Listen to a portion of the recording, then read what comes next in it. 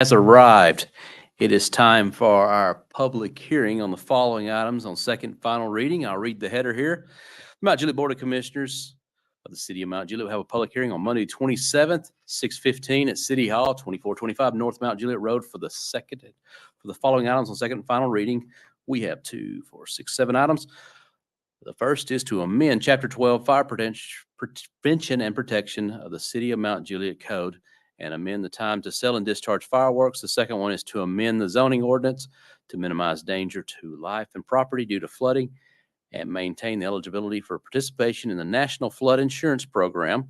The third item is to rezone approximately 37.84 acres of land on Lebanon Road, map 54, parcel 5, from RS40 CRC CG to RM8 PUD and adopt the preliminary master development plan, or the PMDP, for the bluffs at Cedar Creek, and rezone the land known as the Golden Bear Place subdivision located at Golden Bear Place and Beckwith Road, map 78, parcel 10.09 from OPS to CI. Approve the request for the out-of-city sewer service made by the owners and developer of the 105 Cedar Grove Church Road, map 50, parcel 70. Approve and establish and update the occupational safety and health program, devise rules and regulations, provide for a safety director and implement such programs. And the last is to amend fiscal year 2023-2024 budget. For the first item is to appropriate funds for the Mount Juliet Police Department Firearms Training Center. The third is to appropriate funds for a communications director in the executive department.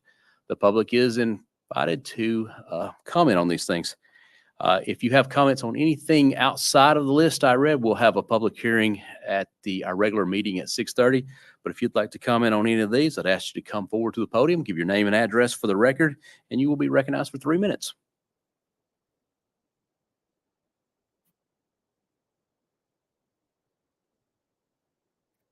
I'm Daryl Blankenship. I live at 4080 Old Lebanon Dirt Road. I've been a Mount Juliet resident for 40 years, and I'm here to address the fireworks. My son, Aaron, started Titan Fireworks in the city here 23 years ago. And 21 years ago, he helped to draft the fireworks ordinance that had been in place until July of this year. There was a new ordinance that was passed in July without anyone in the fireworks industry being included or even notified of that matter.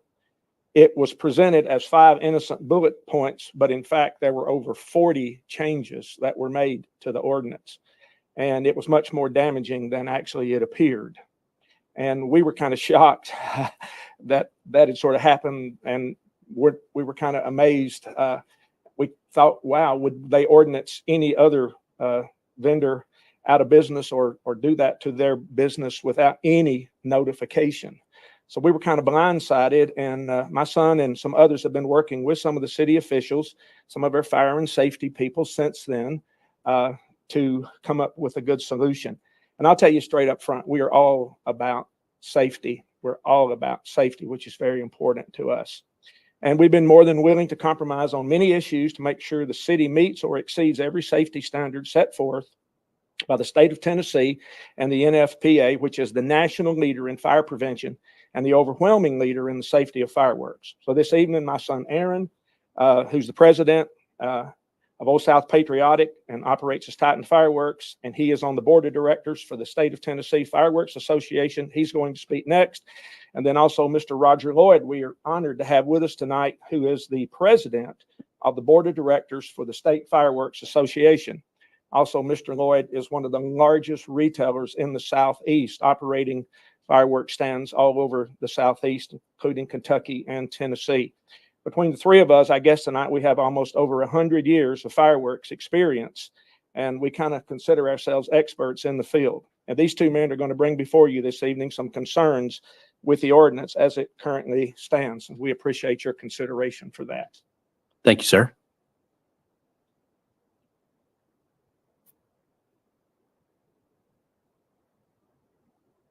Aaron Blankenship, 206 Camille Victoria Court, Mount Juliet. As my dad said, happy to have the chance to be before you here tonight.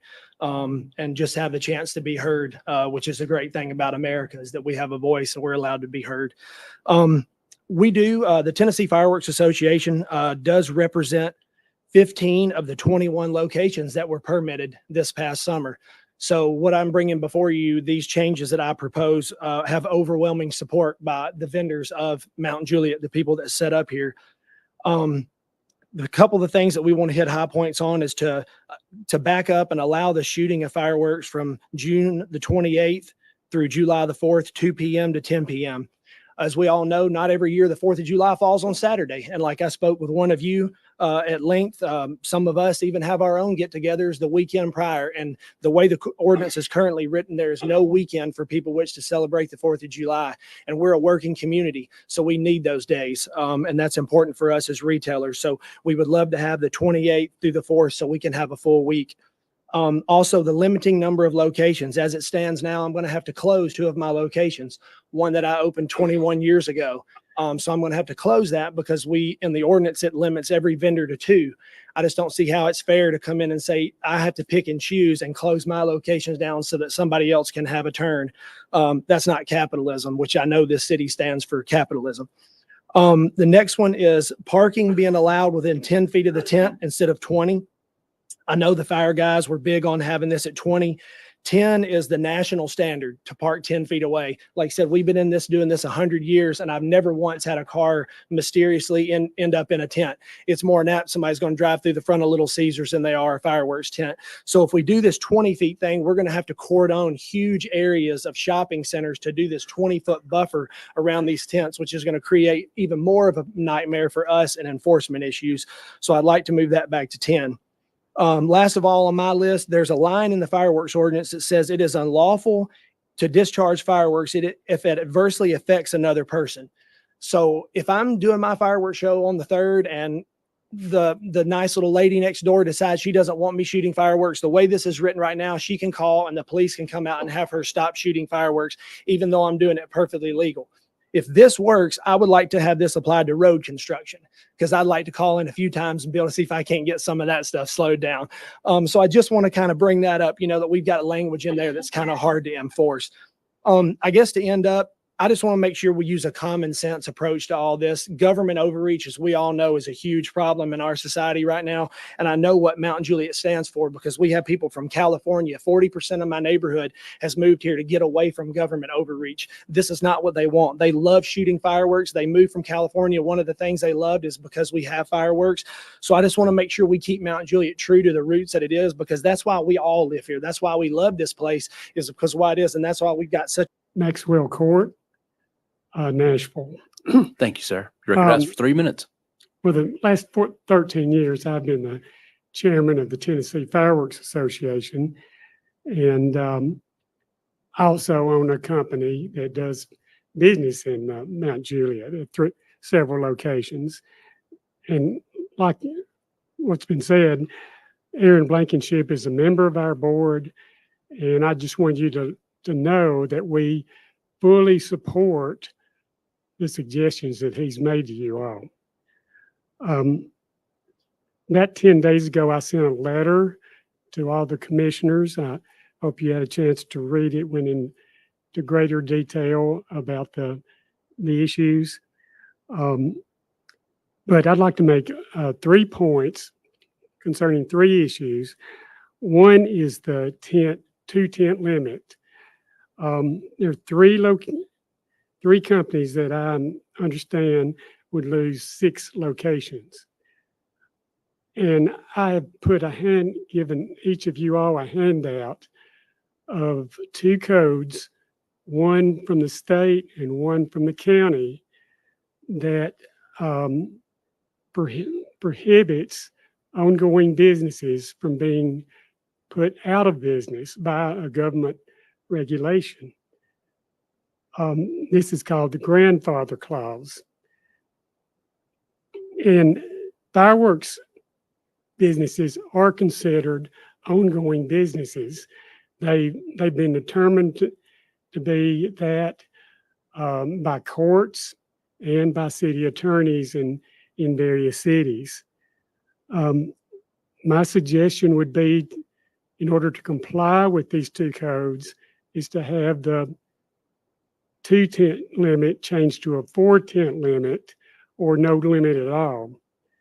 The second point I'd like to make is the 200 feet from gas pumps unless there's an impediment. Now, if there's an impediment, the minimum is 100 feet.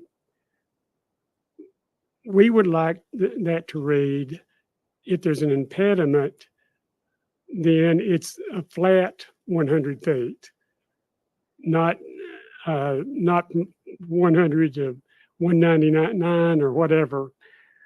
That way it would be less confusing, very clear on what's required. And we've been at Shiloh Plaza for 45 years, 107 feet away, and we have no problem at all. The third point is the 20 feet from parking from a tent. We've never had a problem with that. No, don't know of anybody that has. The problem is in a lot of these parking lots, if you go back 20 feet, you're in the middle of the parking lot and there's not hardly any room to maneuver. And we just think that this will cause more problems than you're trying to solve. So we would like for it to be 10 feet. We think that complies with NFPA and it has worked in the past. Thank you for your consideration. Thank you, sir. Anyone else to address the commission on these items that were read previously? Right, seeing none, we will close the public hearing and we'll reconvene at 6:30 for our regular meeting. Thanks, everyone.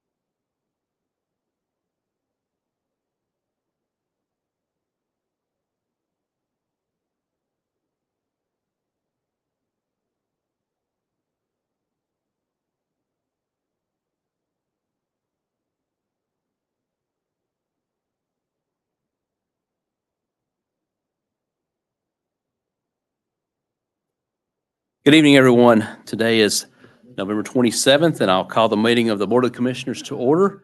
Having a quorum present, we can proceed with conducting the business of the city of Mount Juliet. So I'll start out by saying thank you for being here tonight. This is our regular monthly meeting that we have. It's the second meeting of the month here for us.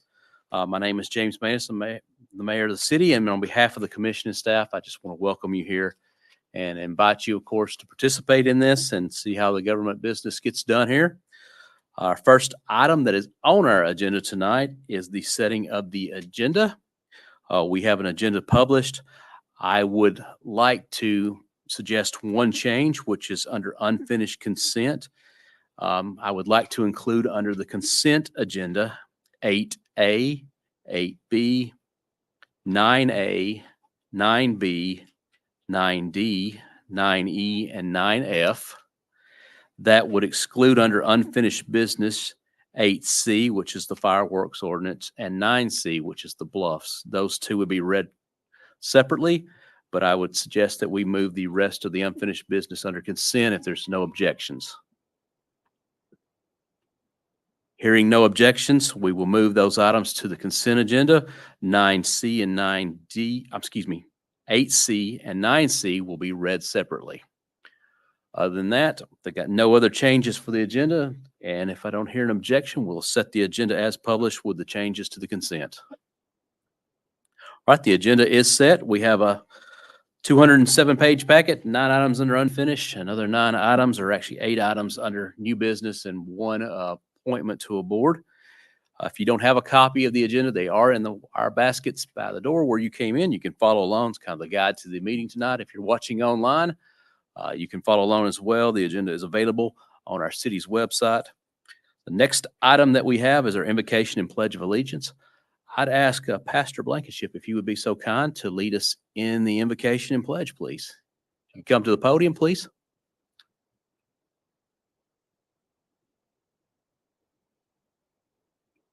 Let us pray. Father, we thank you for the night. We thank you for the blessings you give us and the gift of your Son and our salvation. Father, we thank you for our great nation. We pray for our country. We pray for our leaders.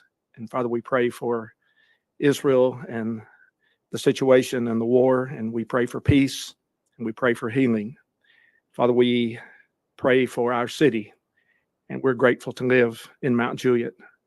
Such a magnificent place with such magnificent leaders. Father, I ask you to bless those leaders as they lead us and the council. Father, I also thank you for our public servants. Every night as I lie in bed and I hear the sirens, I pray for them. I pray for our firemen. I pray for our policemen and all of those that serve us so well. And we're so blessed. Father, help us tonight as we meet and as we talk and as we discuss. And may we, everything we always do in a gentleman-like way, and in a way that gives glory and honor to your name. And it is in the Son, your name, the Son of Jesus Christ's name we pray, and amen. Stand for the pledge, please. Pledge allegiance to the flag of the United States of America and to the republic for which it stands, one nation, under God, indivisible, with liberty and justice for all. Be seated, please. Pastor, thank you. The next item on the agenda is approval of the minutes, and this is from our November 13th. Is there a motion? Hear a motion? Is there a second? And a second. Any changes or comments? All right. All in favor of the minutes as presented, please signify by saying aye. Aye. Any opposed? Any abstentions? Got one abstention. The minutes are approved. The next item on our agenda is citizen comments. And in order to conduct an effective business-like meeting, the commission has adopted a few rules on how these meetings will be conducted. Primarily, the rules are designed to keep the meeting moving and ensure that all points are heard and considered and provided for a common courtesy. In a few minutes, we will move to this. And as soon as I read through this, and I'll just ask that at the beginning of the presentation that you give your name and address for the record on this. The next item is to please address all your comments to the mayor. Do not ask questions of the members of the board or the staff. If necessary, I'll direct someone to answer any questions that you may have. but however, the board is under no obligations to respond from the table. Please avoid the use of improper language, profanity, or any other inappropriate conduct, and keep your items, please, on items addressable by the city. And with that, I'll open the floor to comments. If you have one, I'd ask you to come to the podium, give your name and address for the record, and you'll be recognized for 3 minutes.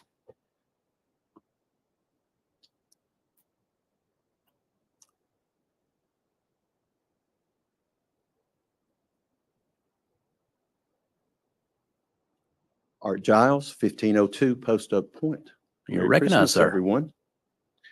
I just wanted to come and remind everyone that this Friday night is the 9th annual Christmas Light Walk in Tour. It's sponsored by the BPAC, and we have a grand time every year. If you've never walked and looked at Christmas lights, it's a total different perspective than it is when you drive. Many of you were there last year. Mayor, I know that you make it almost every one. I don't know if you've ever missed one. And so it's one of our largest events. Our police department keeps us safe. We have some events afterwards. People go out and eat. I know we're going to play cards at my office that night late. And so, but we have a grand time. I want to invite y'all, if you've never been or if you're planning on coming, thank you so much. It's a great event. And the Packard family will be performing. We meet at 6 o'clock at Willoughby Station in the pool area, the clubhouse area. Everyone knows where that is. And this family has about 5 or 6 children, and they all play. And so they're out there playing music. And like last year, and the city sponsors and gives us the refreshments. Last year, truly, it was like what I would call a Hallmark moment. And we appreciate the support for BPAC. We appreciate our representative from the commission, which is Jennifer Mullally. And we just appreciate all the participation. And we hope that you'll come out this Friday night, the 4th, 6 o'clock at Willoughby Station. Thank you, sir. Oh, I'm sorry. Did I say Friday night? Somebody sent me something before I got here about a Friday night. It's Monday night. It's Monday night, the 4th at 6 o'clock, Willoughby Station. Thank you all. December 4th, 6 p.m., Willoughby Station Common Area. All right. Anyone else to address the commission? All right, seeing none, we will close citizen comments. We'll move to commissioner comments and reports. I'll recognize our Vice Mayor Trevette for his comments. Thanks, Mayor, and thanks for everybody that came out here tonight and also online. We'll repeat just a happy Thanksgiving, belated Thanksgiving to everybody that I didn't get a chance to send out to. I would like to highlight, obviously like this past weekend as I was coming back into town, our city beautiful. I'll tell you, man, they are working continuously to keeping our city looking great. Those folks were out there picking up, let's just say debris from the road and some animals and some other things out there. And it's like before you even get a chance to just catch it, they're already picking it up. So just please pass that along. That's what keeps our roads and everything else clean and safe also. That's also something there. The parks, obviously, it was talked about a little bit tonight with the tree lighting. And then, of course, the parade, December 8th and 9th. Looking forward to those events. And also thanks to all the families that have reached out to me over the last couple of days and just thanking this commission for everything that they do. It's just nice to get those emails, those phone calls, and even those text messages through Instant Messenger. It's just nice to get those, especially with everything else that we got going on in the world. Also, one last thing to the men and women that continuously to protect our streets. Before this meeting kicked off, I was talking to our deputy fire chief. He was telling us about how there was an accident and there was a lot of vehicles up there. So praying for those families tonight. And I think there was some kids involved. So, this time of year, it's just terrible to hear these things, but if there is an accident, it's just a nice note that we have some of the best teams out there in the industry taking care of these folks. And so thank you to the men and women that continue to protect our communities and even protect our families as we're heading back and forth to work, home, and school, and everything else. So, Mayor, that concludes my report. Thank you. Thank you, sir. Next, we'll recognize Commissioner Hefner. Thank you. First of all, I appreciate everybody for coming out this evening. It's good to see the faces in the audience. Also want to thank those that are watching online. Take the time out to watch a BOC meeting. Hope everybody had a wonderful Thanksgiving. I know I did. Blessed. I've got my youngest daughter here, Miley, with me this week, and a little bit. I think she leaves out on Wednesday, so I want to give a shout out to Miley. I know she's watching and listening. So, looking forward to the Christmas parade coming up in a couple of weeks to honor Chief Hambrick. Looking forward to that. And also want to thank those, a personal note, I want to thank those that have reached out to me over the last couple of weeks, both phone, email, text message, and have walked up to me, just grocery store, wherever it might be, to show their support. I'm not going to speak too much on which some of you probably have read in the paper, other than I'll say this: the truth is coming out. The truth is coming out. All of it. That concludes my report. Thank you, sir. With that, I'll recognize Commissioner Mullally for her comments and report. Thank you. Well, I just want to take this opportunity first to thank everyone for your thoughts and well wishes and prayers over my accident, and your cards and flowers and fruit basket and gifts during this time. And last Monday night, in 10 minutes, started my surgery. If you didn't hear, I was playing pickleball and I crushed my wrists. So it was really bad. The ER doctor said it was the worst wrist break he's ever seen. So anyway, that was an ordeal. So I just want to take this time to thank everyone and appreciate it very much. And thank Art Giles for coming out. He's the chair of the BPAC committee, and please everyone try to come next Monday night. I don't think you mentioned this, Vice Mayor, about the tree lighting ceremony Friday night. Is that still taking Friday night before the parade? The parade's on the 9th. So the night before, Friday night on the 8th, at what, 6? Or we usually have festivity. It was about 4 or so. I've been out of commission, so I haven't read the time. So anyway, just watch the city reports on Facebook and from the Parks Department as well. We'll do the tree lighting on Friday night, and then the winners of the tree lighting, not the tree lighting, sorry. And no, I'm not on paid meds. I haven't had any in a few days. So the Christmas lights contest, I think, is this the 3rd or 4th year? I think it's the 4th year of the citywide decorating contest. So that's a go. And so get out your ornaments and decorate your houses, because the winners, as far as I know, will be announced that Friday night on the 8th, I believe. Let's see. I think,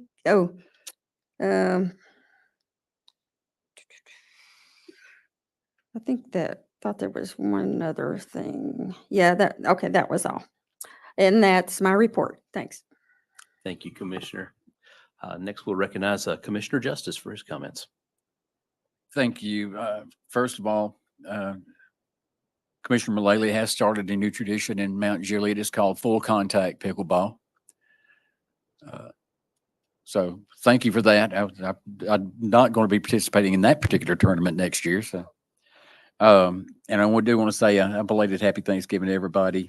And then to add to what the Vice Mayor and Commissioner Mullally were talking about, there is a Facebook post here from the city of Mount Juliet that has all that information on it. So real quick, on the December the 4th is the 9th annual Christmas Lights Walking Tour presented by the Mount Juliet BPAC committee at Willoughby Station swimming pool area. Then on the 5th, Christmas Across Mount Juliet Holiday Lighting Contest.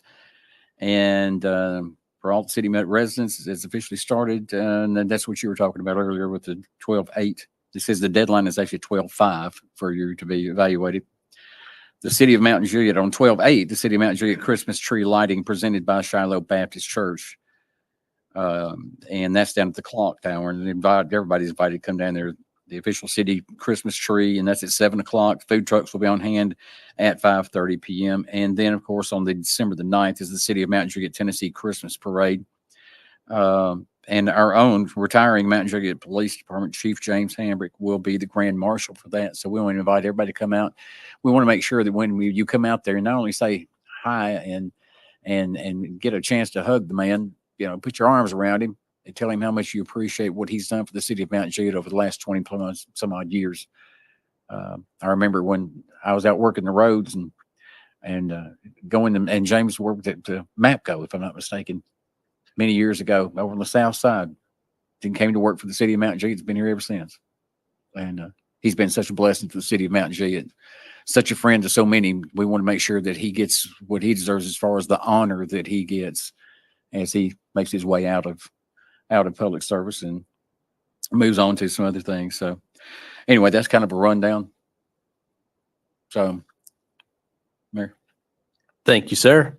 I'll add the special census is going on. If you get an opportunity and have not, please go online and fill out the special census there. Each one of you that's counted helps for us with our funding from the state for our census, those numbers that go to fund our police, roads, fire department, and items such as that, and make the services our city offers available. It's an easy way to complete it. It's an easy way to help out your city here. Hope everyone had a wonderful Thanksgiving. I want to thank all the first responders that worked through our Thanksgiving and kept us safe as they did so. Hope everybody had as good a time as I did with getting to sit down with family. And I think I've reached a point in life now where I'm waiting for my daughters to, or at least one of my daughter to come home for Thanksgiving holidays. So it's a different feeling now than just having the kids there with you in the anticipation of them coming home. So it's always a blessing when the family is able to get together. The other thing I want to do is just encourage, though, and similar to our census, another way that you can really help out our city throughout this time is do your Christmas shopping here in Mount Juliet. You got a ton of options to choose from. We got a local shops that are here that could use the help. We've got all kinds of choices that you can choose from to do all your shopping.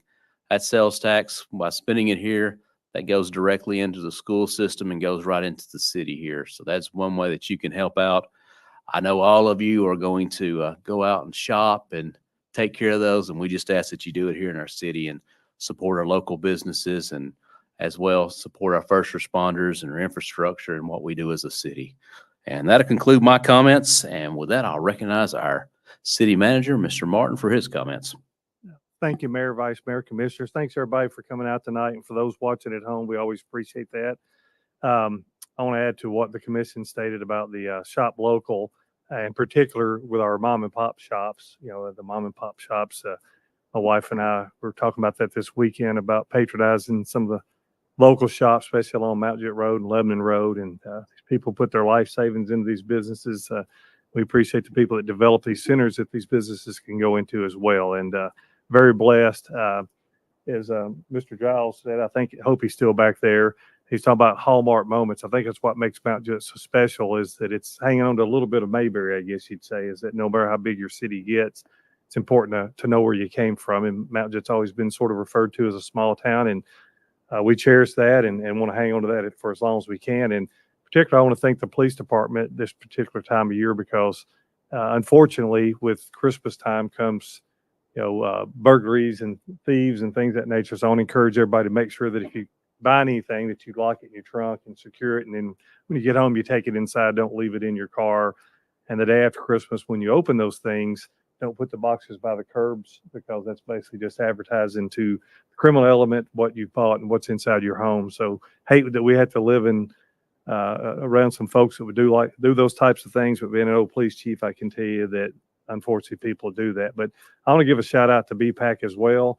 We were talking about the hallmark moments, and I think there's one year Mr. Giles, who's remained extremely passionate for the city, he's former vice mayor, commissioner for the city, and has remained supportive of all things city.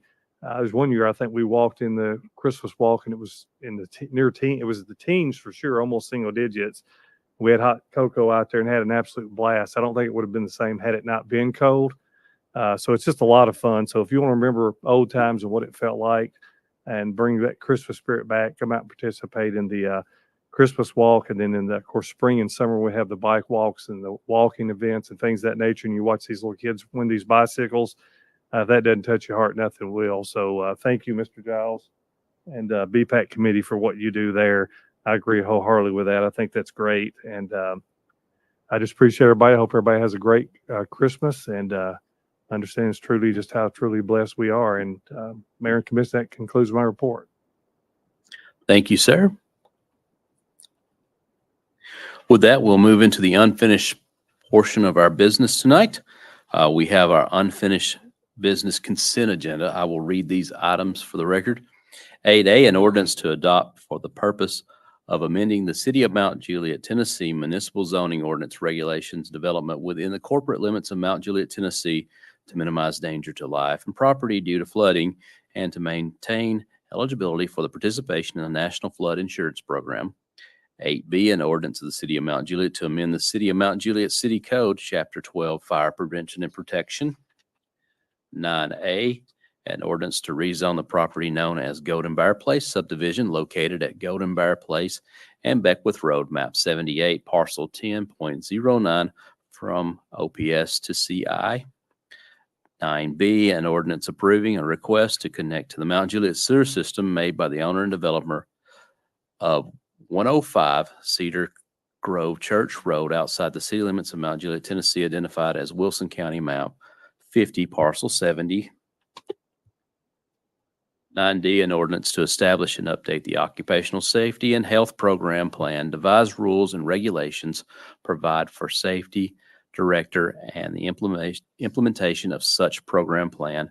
9E, an ordinance to amend the fiscal year 2023-2024 budget ordinance 2023-24 to appropriate funds for the Mount Juliet Police Department's Firearms Training Center.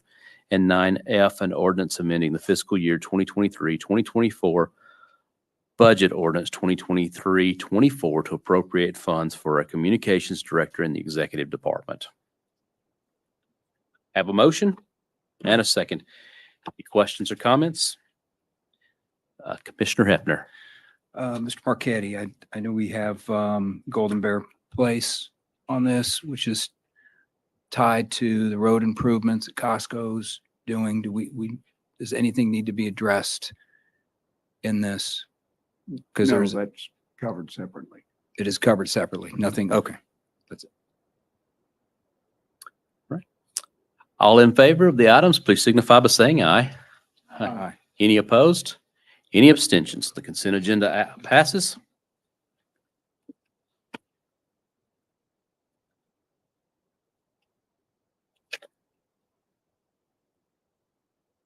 Our next item is 8C, an ordinance of the City of Mount Juliet to amend the City of Mount Juliet City Code, Chapter 12, Fire Prevention and Protection.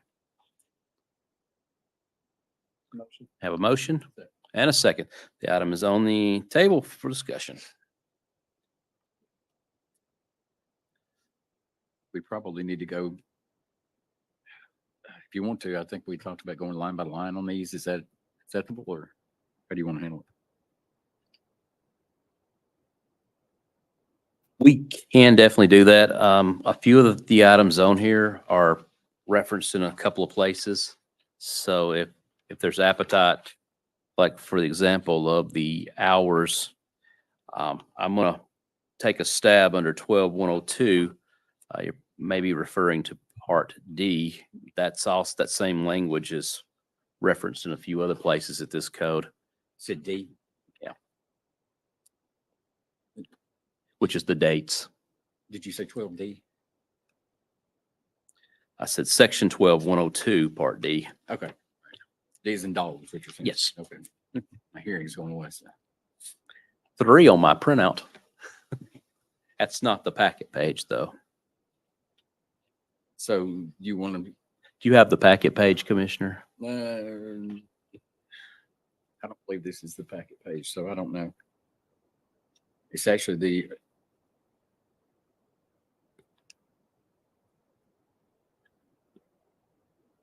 one 35. See if is it 135 of 209? Sorry. Is that it? Packet page. No, it's packet page 73. I'm hearing 73 from the Vice Mayor. I just, if I got a question on something, I just print it out, so I don't go by the packet at the table. By the way, PDF. PDF. Okay. Page 73. So one of the changes that is recommended to be made at this point is I think in the ordinance it says July 2nd, 3rd, and 4th from 5 to 10 p.m. To change it in any location where it's got these dates referenced would be June 28th through July 4th from 2 p.m. to 10 p.m. I show that as 12, in addition to that, 12-105 has that referenced as well. And then under 12-110 has it referenced at the bottom of that one as well. So I show 3 places. Okay. 5. And your motion is to change that language to June 28th through July 4th. Correct. From 2 p.m. to 10 p.m. Okay. Is there a second on that? Got a second? All right, it's on the table for discussion.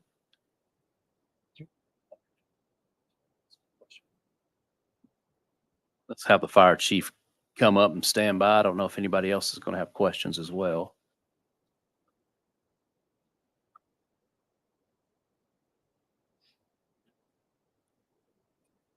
Just, Chief? Yes.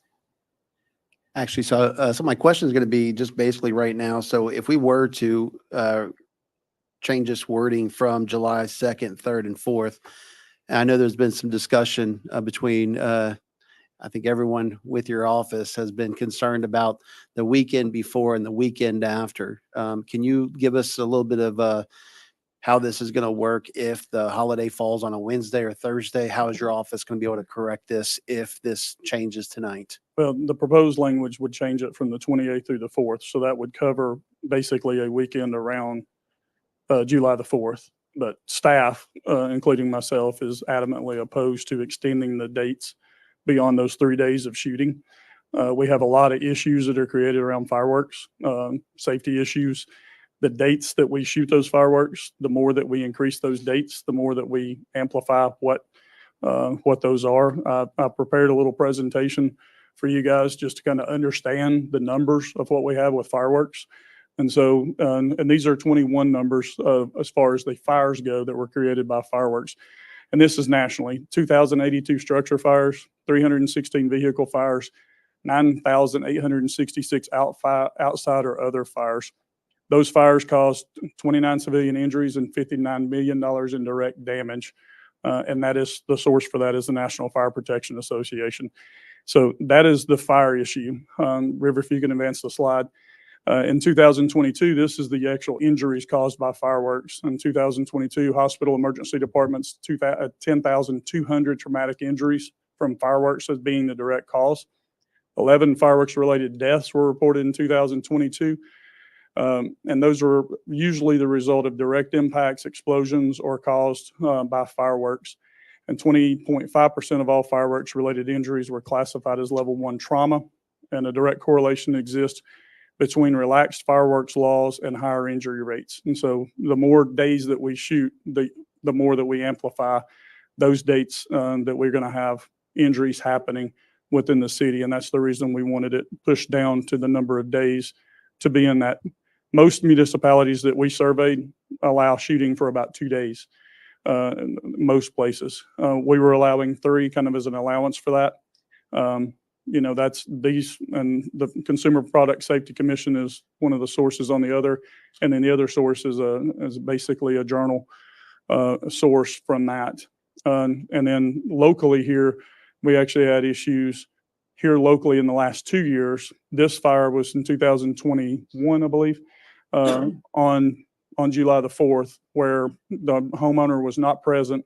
Fireworks from someone shooting fireworks next door or nearby landed on the deck outside of the house and literally started a fire. And with the home being unoccupied, that went undiscovered until it got into the house. And the result was what you see on the right-hand side. So initially, this initial picture was taken from the neighbor shortly after the fire started as a result of the fireworks. And then the picture on the right is upon our arrival on scene.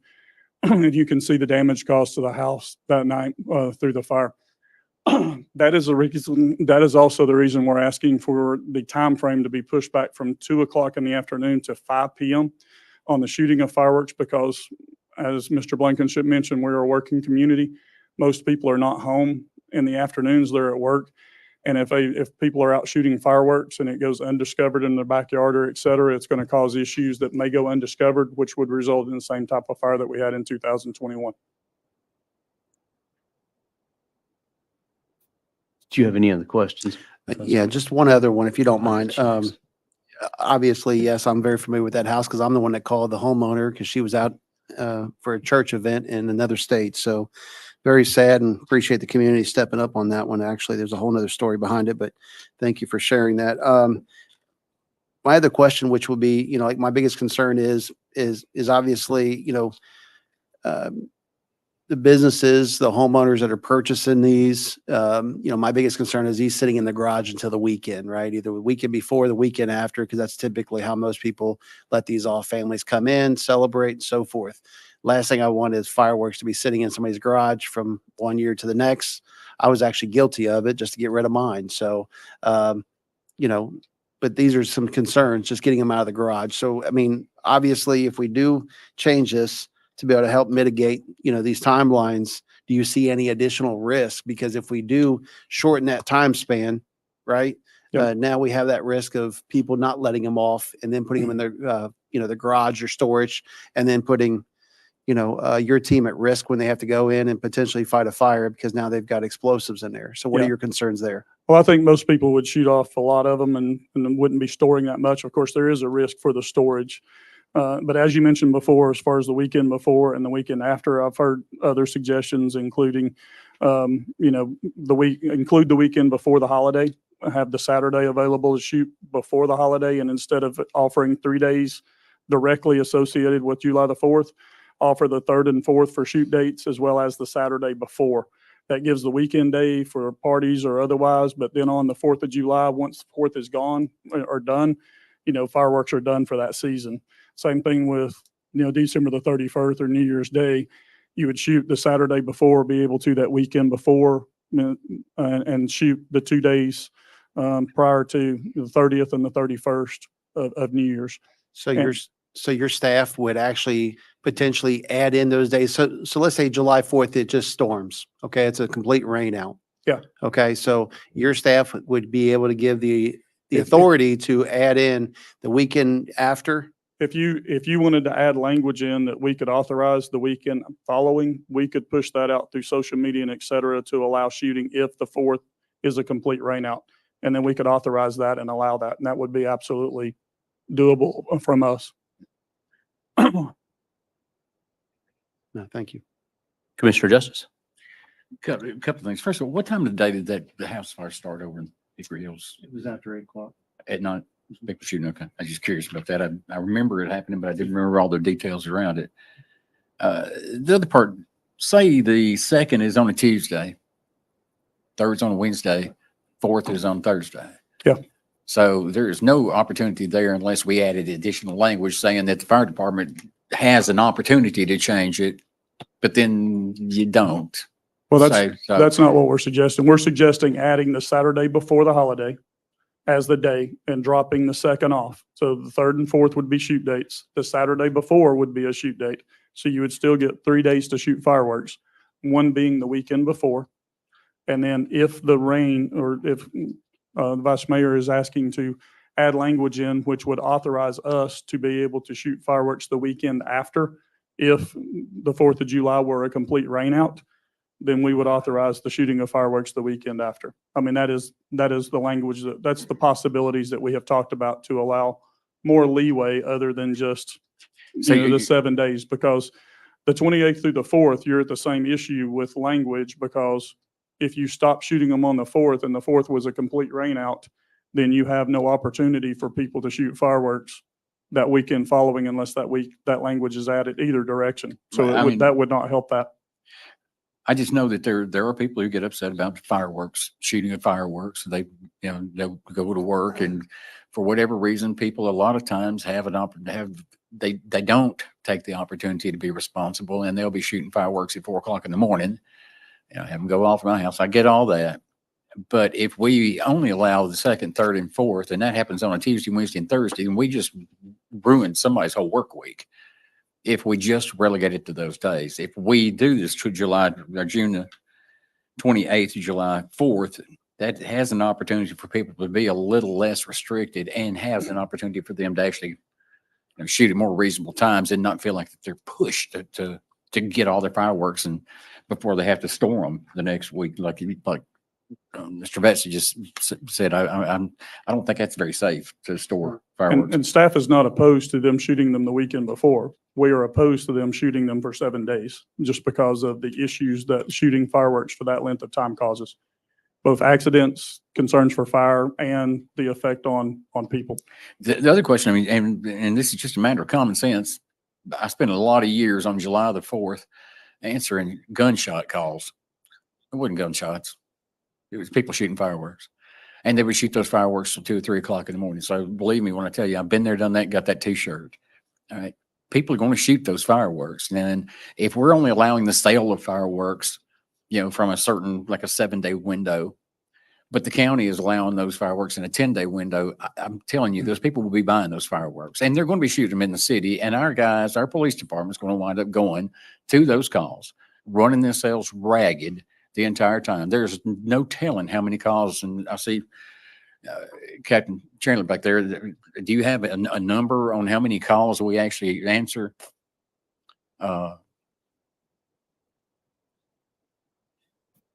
Sorry, Commissioner, I didn't come prepared with numbers. for And this. I apologize for putting you on the spot, but I was just curious. Yeah. I mean, as I do, that you get Right. swamped with those calls. We do get a lot of calls, but it's typically during Diwali celebration, what we're experiencing now. The what? Diwali. It's an Indian Oh, custom celebration. Okay. We experience it then. Obviously, New Year's and July 4th period as well. But the calls are frequently, there's gunshots in the area. We have to go out and investigate it to be sure we find fireworks. Okay. And if we see fireworks, typically our response is it's a warning. We have to go back out again. The officer will cite the individual. More times than not, the people will abide by our warning. Okay. Yeah. Thanks. all right, Chief, folks, just, Mayor, I apologize. Don't want to monopolize, but I'm curious. Prior to this being changed, what were the dates and how long was it? Well, prior to the ordinance being changed in August, Right. the dates, it was 2 weeks of shoot time and 2 weeks of sales time. In the past, the sales times and the discharge dates of fireworks were married together. They were exactly the same. And we pulled those apart because they're two separate acts. You're selling fireworks or you're discharging and utilizing fireworks. So we pulled those apart in this ordinance to better clarify those. We have gone back to allowing 2 weeks of sales. We met with Mr. Blankenship, and that was one of the complaints and he had very valid points about the sale dates, not, basically that someone could be on vacation and miss every bit of the opportunity to buy fireworks. And we listened to that as well as all the other points, made numerous changes to the previous ordinance in listening to them and the fireworks vendors. And we kind of came to what we thought was a good compromise. So prior to the August changes, though, it was 14 days. It was 14 days. Yes. So actually 7 days would actually be a pretty good compromise. I mean, I know you want it for 3 days, but not to us, it would not be a good compromise. We staff, as I mentioned, we adamantly believe that narrowing this down to a 2 to 3 day window would very much so limit injuries. It would limit the opportunity for things like that occurred with this house fire and et cetera to occur. And we do not agree with shooting them for 7 days. I would be curious. I don't think that the entire 7 day period I think it escalates day by day up to the 4th and then goes crazy on the 4th, I believe is what happens. And that has always been my experience. And I was out dealing with these people and dealing with these fireworks. I just actually believe that a 7 day, taking it down from 14 days down to 7 days is actually a compromise. And it does give people an opportunity to shoot those things, get them out of their possession. And then on the 7th day, you're not storing fireworks in your house and causing potential problems further down the road. So I would ask that we just keep it from June the 28th, July the 4th, from 2 p.m. to 10 p.m. Most people are not going to be shooting those fireworks at 2 o'clock in the afternoon either. They're going to be going towards the dusk hours anyway.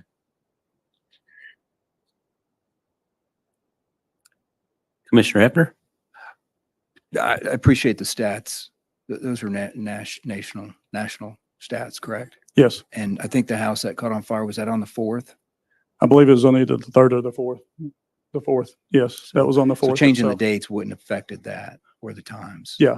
I mean, but narrowing the dates down does. I mean, the house fire decrease happened on the 4th. incident. It was after 8 p.m. So Yes. I'm really more interested in to know what the city stats are over when it was 14 days. And I don't know. I know that's not, unless you have that available now. I don't know. I would really like to know what the actual stats are of fires, injuries. I don't know if that's something that is this an ordinance? Is it second reading? First reading, second reading? Yeah. And the local ordinances did talk to Chief Neiman is here, EMS division chief, and we talked to the ERs that are here, and they see a tremendous increase on when fireworks are being shot of injuries at our local emergency departments. Okay, thank you. Commissioner Mullally? I'm going to support what the chief suggests, but I do have a question. So if we get rid of the 2nd and we do the Saturday before, and then Thursday, if the 4th is on a Thursday, is a washout, then if the language is in there, We you would would shoot authorize that Saturday. a Saturday What if following, that Saturday after is a washout? then we would authorize another day. Another Yes. day? Yes. Okay.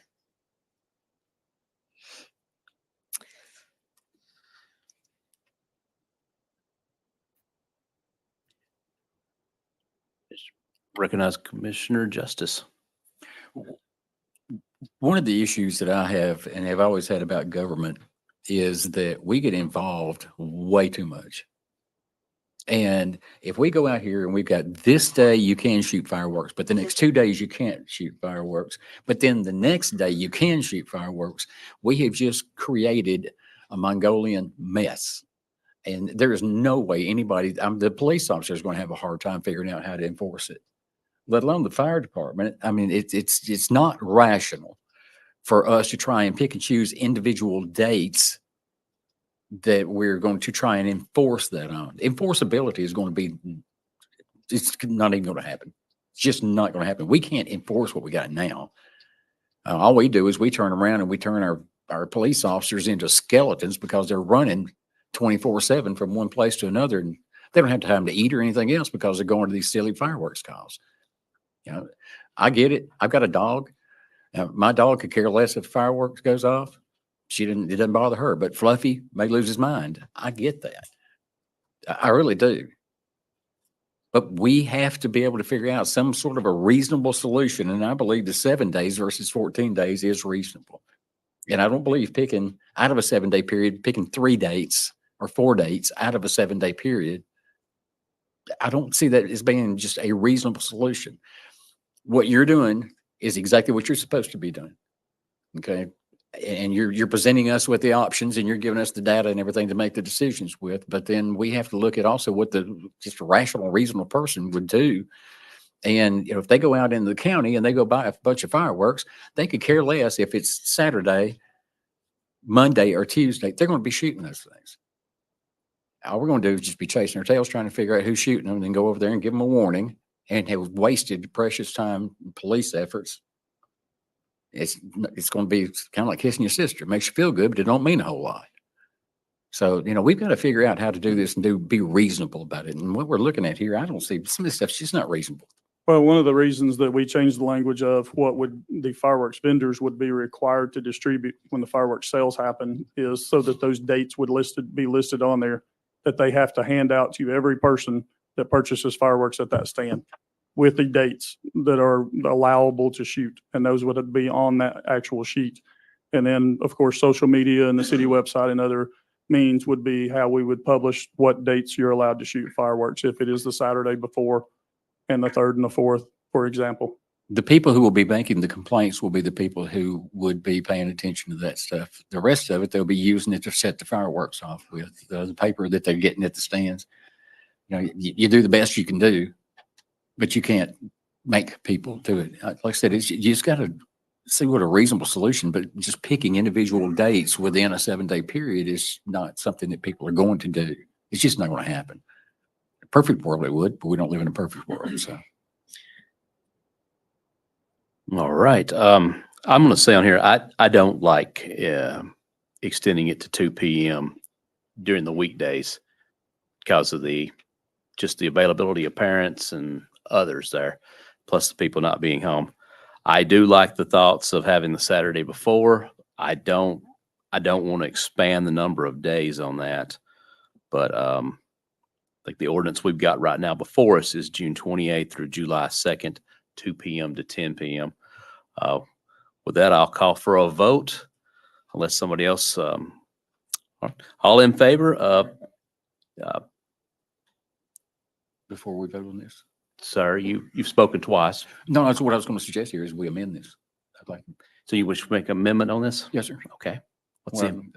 Well, I'd like to take it from 2 p.m. to 5 to 10.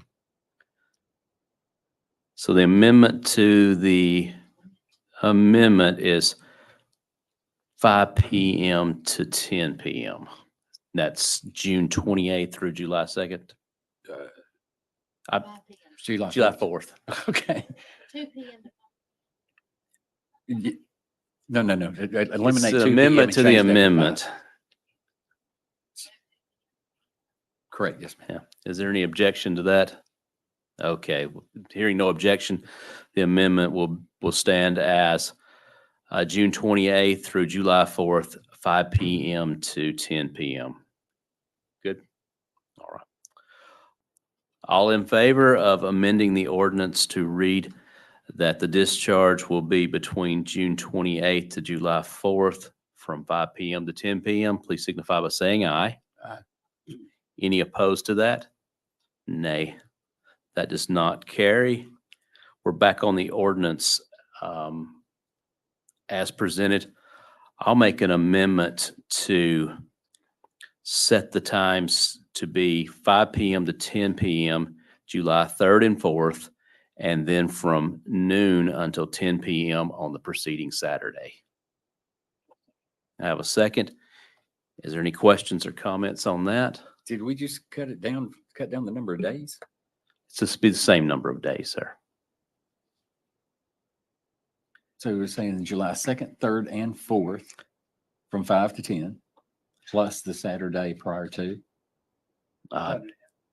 To clarify, my motion was the 3rd and 4th from 5 to 10, and the preceding Saturday would be noon until 10 p.m. So that's 3 days. Questions or comments?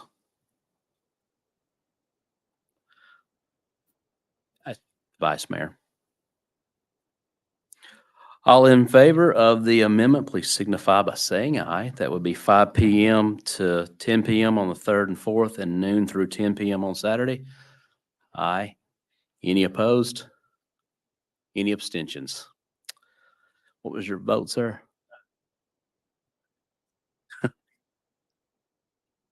All right, on the most ridiculous thing, we've got 5 votes in favor of it. And did you have another amendment, sir? Yes, sir. To the part under E, where it says the city will limit the amount of fireworks tent permits for any single citizen to one per 1.5 square miles of incorporated city limits. Additionally, the city will not issue more than 2 tent permits per owner/vendor. I would like to delete that. And do we know if that's found? I haven't highlighted if it's in here. I don't know if it's found anywhere else in there. I think it's the only spot it's located. Any questions or comments on the Second Amendment? I love the Second The Second Amendment to the ordinance? Amendment.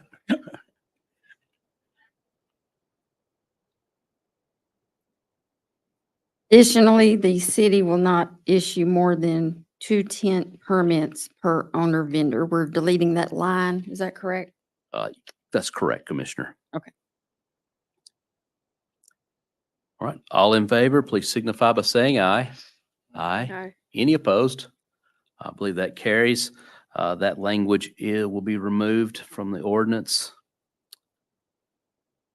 I'll make a motion to where it says to strike beneath that where it says City of Mount Juliet fireworks permit holders within the past 12 months, March 1st through 31st, that line be stricken. And also where it says new fireworks permit applications be stricken. So it just reads the 4th of July to take the it reads from the 4th of July, the application period will be April 1st through May 31st. And under New Year's Eve, it would just read the application period would be October 1st through November 30th. I do. Have a second on that? To make sure, fireworks permit holder within the past 12 months, March 1 to May 31st, that's being deleted? Yes, ma'am. Okay. And it would just read 4th of July applications be accepted between April 1st and May 31st. And under New Year's, that the applications would be accepted under October 1 through November 30th. All right, so that line, past 12 months, September 1st to November 30th, Yeah. that's coming out? Correct. Okay.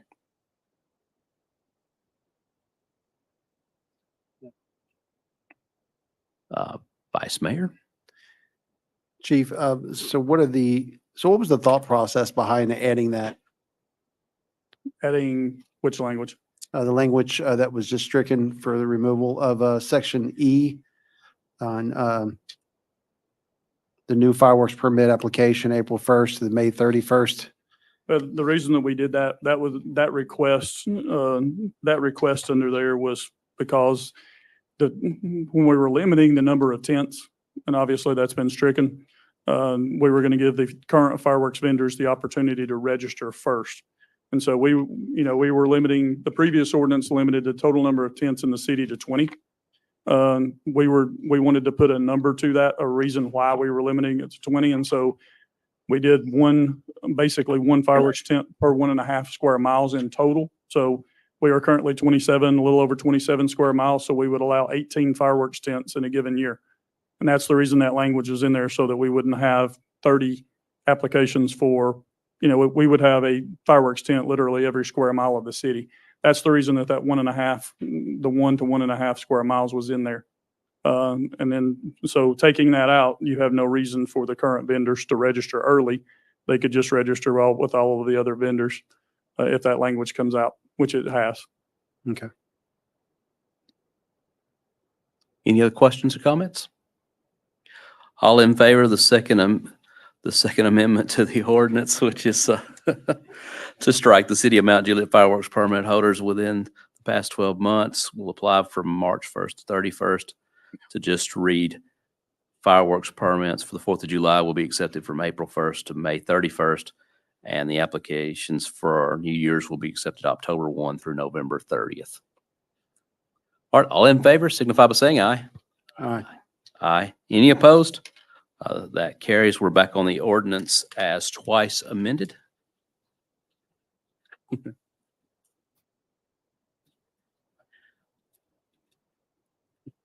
There was another.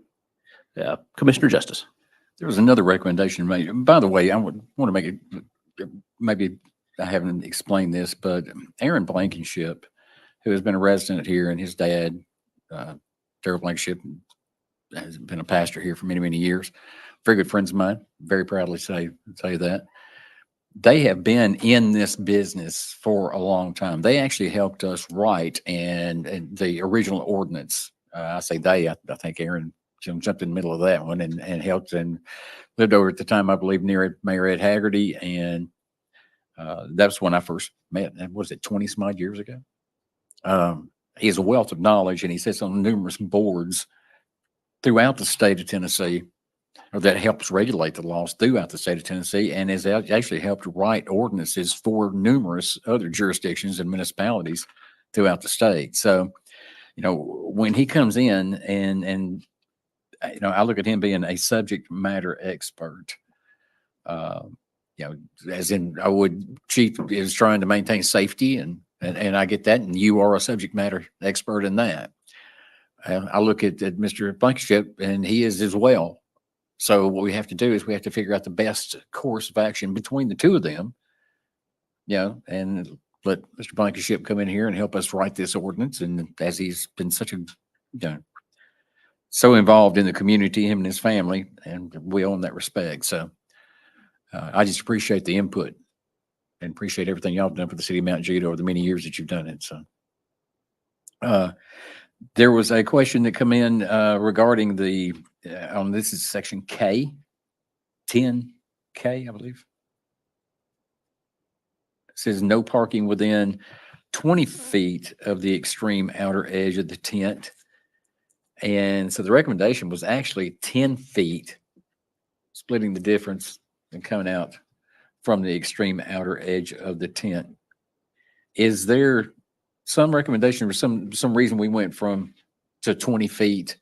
And will 10 feet do the same thing? I mean, we're still giving it as a buffer. So The reason that this was done, from what I understand, this was in the previous ordinance that was passed in August to go to 20 feet. The reason that this was done was because there are typically no curb stops at fireworks tents. So there's nothing there like at a business where you've got a sidewalk that's stopping or a curb stop that's stopping cars from actually pulling into the business or into the tent. And so the thought was, if someone accidentally puts something in reverse or in forward and they meant to put it in reverse, this gives you more footage away from the tent than actual tent with soft sides that you're pulling into with a vehicle. It gives 10 more feet of additional space. We've referenced NFPA. There's nothing in NFPA as far as the requirements being 10 or 20 feet. Right. This is simply a local. Just an opinion. This is a local safety issue that we feel like is there that should be in place. And that's the reason it was passed in the previous ordinance. How many times have we had this issue occur where somebody's drove into a fireworks tent? I'm not sure that we've had it driving into a fireworks tent. We've had it driving into businesses and et cetera. Of course, you've seen some of those on the news and et cetera. But I mean, this just gives us the leeway to not have that happen.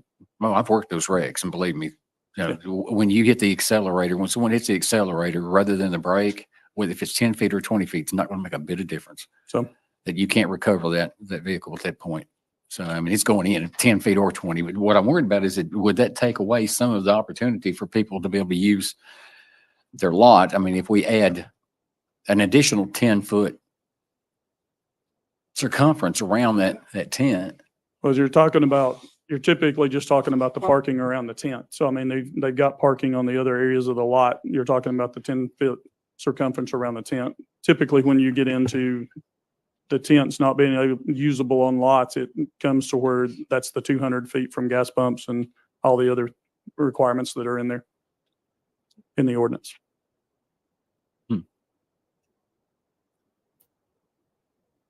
Mayor, would it be okay to ask Mr. Blankenship if he could stand up and let us ask him some questions about some of this stuff? Do you have a motion? Not yet. I'm trying to determine If you want to call up an expert on the subject matter expert, I mean, is that right with you? Is there any objection from the board? Hearing none.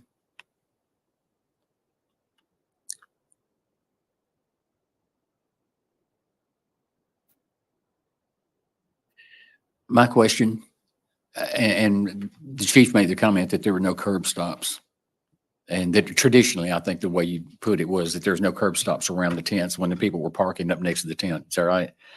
And I'm talking chief, yes. And I was sitting there thinking in my mind, I don't remember there actually being, so you're right about that. Now, has there been discussion about the difference between the 20 and the 10-foot that we need to hear? Is there anything relevant there that we can consider that would? I will say this much. So just at several, just speaking directly from two of my locations, which one where I've been at for 20 something years at Jones Park, which I was leasing years in advance of the city's agreement with Mr. Bob. You know, down there when the city put the volleyball court in, which obviously it wasn't a problem. It took up most of my parking that I had put in on the other side over there to allow me to do that. Well, in turn, I also let the city tie into my electric pole to put up the search lights, the security lights that go over the volleyball court on a pole that Mr. Martin had to get permission from me to put those lights up there. So I did that all in kind of turn thinking that I was doing something good. But in fact, if this happens, the way that lot is set up, if somebody has to be 20 feet away, I won't be able to meet the parking requirements there or at my location that's at the former Pelican Ice at Hawks Landing, because when people visit that shopping center, even there, and now there is a curb stop there where people pull up and park where the tent was located in front. But obviously, I'm just going to have to be flagging off, 20 feet of somebody's parking lot that I've made a lease agreement with, which is just going to cause traffic nightmares when you're trying, because then I got to try to enforce that. So what am I putting up caution tape and cones? So we're talking about beautification and all this stuff, debris that we don't want around, but yet we want construction barrels or stanchions or whatever. I've got to go out and buy a bunch of these and try to run them around a parking lot and hope some yaho doesn't drive through them. So the reason why we went with 10 is, and there, if you actually reference NFPA 701, you can actually find 1101. You can actually go in there and find where they recommend 10 feet from parking vehicles is how far they're supposed to be. And it actually mentions the fireworks. It doesn't even mention the tent. It just says they shouldn't be stored within 10 feet of a vehicle like that. So we're actually giving even more, because at all the fireworks stands that we operate, our counters are another 6 to 10 feet inside the tent before you would actually get to product. So I guess the 10 feet, what I was looking at is it just, everything we keep doing keeps cutting, it keeps limiting what we can actually do, and at some point in time, I'm going to be looking at having to close half of my locations, whether or not we're allowing me to have more or not. And then it's just trying to start all over again, I guess is what I'm trying to say. So the 10-foot rule is just what was recommended. It's what's used in every other municipality that I know of. Mr. Lloyd can probably attest to this. It's same law that's used in several places where we do business. That's just a standard unit that everybody's kind of gone with because of the vehicles. Because, you got stakes that come out from there as well, steel stakes, which obviously acted as an impediment too, that are driven 3 to 4 feet in the ground. So anyway. Do you know what the other municipalities around us recommend, or what they? 10 is what some people don't have any provision in there for parking at all. They don't recommend any, there's no limit to what it is. But just thinking off the top of my head, I know Shelbyville uses 10 feet, and they got that straight from the NFPA guidelines whenever they set up their ordinance. I'm just trying to think of the ones off the top of my head. Crossville, I think, maybe uses 10 foot to park, because they realize that a lot of these tents are in shopping centers. So if a shopping center, this is only fireworks and tent talk, which just bores you guys to death. But if the shopping center has parking spots that are standard width, you can put a 30-foot wide tent down the middle of those. Well, if you go 20, that takes a whole nother set of parking spaces. So it starts creating logistical nightmares for parking on both sides. So now you're going to lose on a lengthways tent in a parking lot, say like Walmart, if they're trying to keep it inside the parking spaces and not impede traffic, you're going to have to go 20 feet from that edge, which is going to take out maybe 30 or 40 more parking spots. That's going to limit and start. And then that's what I was telling these guys in our other meetings. You start getting to the point where if I've got 6 businesses at Hawks Landing, and they're each required by the city to have X number of parking spaces, or when we build these shopping centers, they're set up to have these. But when I have to go in there, when I lease the lot and I have to tell the owner of the shopping center, John Myers or whoever it is, Dewey Lineberry, when I have to look at him and say, now, by the way, brother Dewey, you know how this conversation is going to go. Dewey, I'm going to have to mark off half your parking lot and then let meatballs come over there and start throwing meatballs at me, because that's literally what's going to happen. So that's the rationale behind it. Okay. All right, thank Anything you. else, or am I good? Mayor, I'll put this out there for an amendment to change that from 20 feet to 10 feet to the outer edge of the tent. So amendment, so it's just changing the 20 to 10. So Yes, sir. no parking within 20 feet of the extreme outer edges of the tent. No parking within 10. Yep. I'm changing it to 10. Within Yes, sir. 10. Yes, sir. No parking within 10 feet of the extreme outer edge of the tent. Or is there a Yes, sir. second? Got a second from Commissioner Hefner. Any questions or comments on this? Commissioner Mullally. Did we have something in there prior to August about the distance for parking? Was there anything in there before that? I No, it wasn't. don't think there was. I don't Okay. think there was anything in the previous ordinance. All right. And above that at number 9, that also talks about a 20-foot setback. Does this have anything to do with that, or is that something different? Okay. Yeah, it's totally different. Okay. Okay.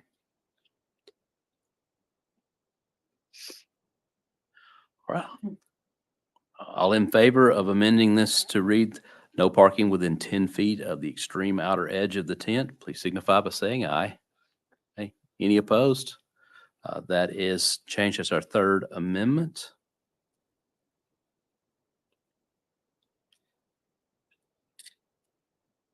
Is this the, it shall be unlawful for fireworks to be used at times and place or matters which adversely affect other persons?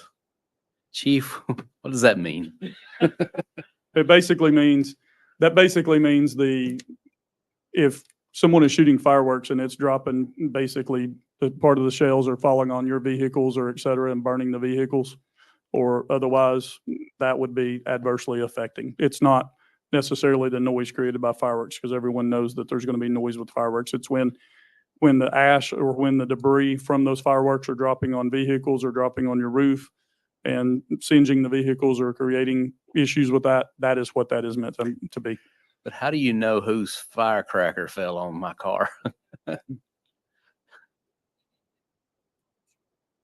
Commissioner Justice. Over the years, and I've seen various laws that were maybe taken out of context.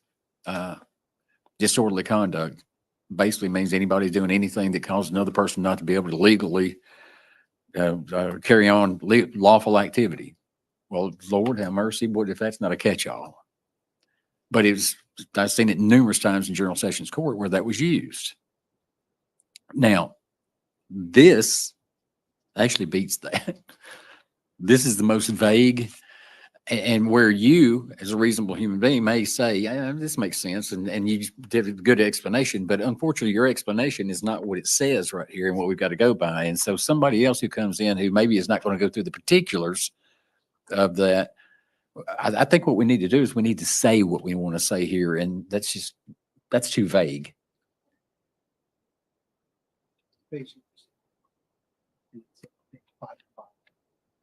There's Section 12-104. It's actually there are 2 different places in here. I think the next page also. This is on 12-105, and that's, I guess, the second bullet point, and from the bottom on that, 12-106. and then 106E. It's listed twice in here. Yeah, and the So- 105 is just the language that they have to distribute. That's why it copies the ordinance from the other location. That's just referencing the ordinances, the local ordinances. And that's the language that's in there. But Makes sense. this was something that was in the ordinance this was in the previous ordinance that was passed as well. Yeah, it's like I said, I just think it's really vague, and I think we probably need to rewrite this. It was not in the original ordinance at all. It was in the August ordinance. It was in the Right, but the August one ordinance. prior to that, it passed. was not? That I know of, it was not. Okay. So at this point, what I would like to do is just delete this and then y'all bring back other language that is a little better description of what we're trying to accomplish. And I would be, I have no problem that met that criteria, putting it back in. I would just So- say strike it. Sir, I would just recommend to strike it. just strike it? Okay, all right.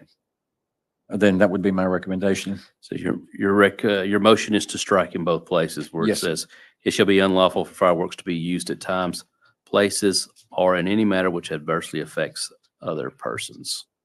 Is there a Right. second on that? You got a second. Questions or comments on the deletion of the line? All right, all in favor of striking in both places, but where it's referenced in the ordinance, it shall be unlawful for fireworks to be used at times, places, or any matter which adversely affects any other person, please signify by saying aye. Aye. Aye. Any opposed?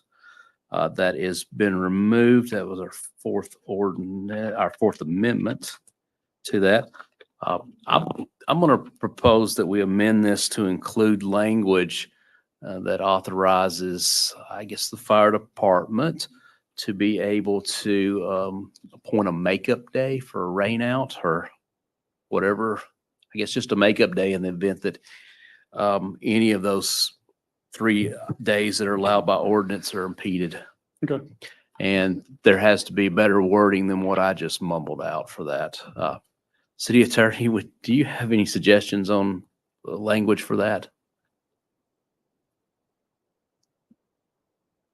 Or rain out. Well, I was saying any event. We could have, I mean, Say in the event that that day is not suitable for whatever reason, then the fire department shall designate an additional day and widely publicize it. Good. got a second on it. Commissioner Mullally? All right. So are you saying any one of the Saturday before and the 3rd or 4th, I'm or just- just the 4th?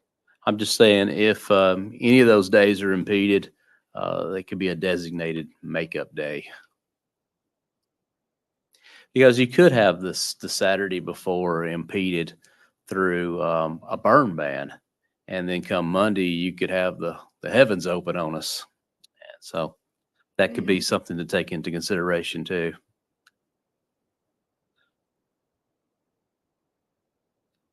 Go, Commissioner Justice. The only part I would have a problem with is I don't want any of those days to be beyond July the 4th. And it'd be a little bit difficult not to unless it's the Saturday before and you could Well, that's what I'm saying. between the Saturday before and the 4th, but that would be. That's the reason I was saying 7 days. You got 7 available days in there from the Saturday prior to, to the 4th. How about the, I mean, that gives you a whole week.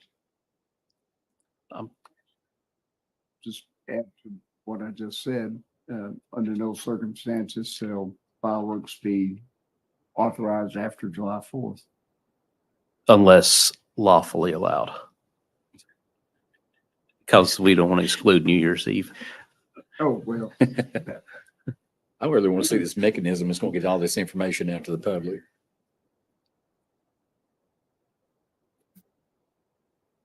So your suggestion was to not be allowed after July 4th. That doesn't allow much option for a makeup time. So, Vice Mayor. Obviously, the whole purpose of your amendment was to add an additional date for the fire department to make those stipulations.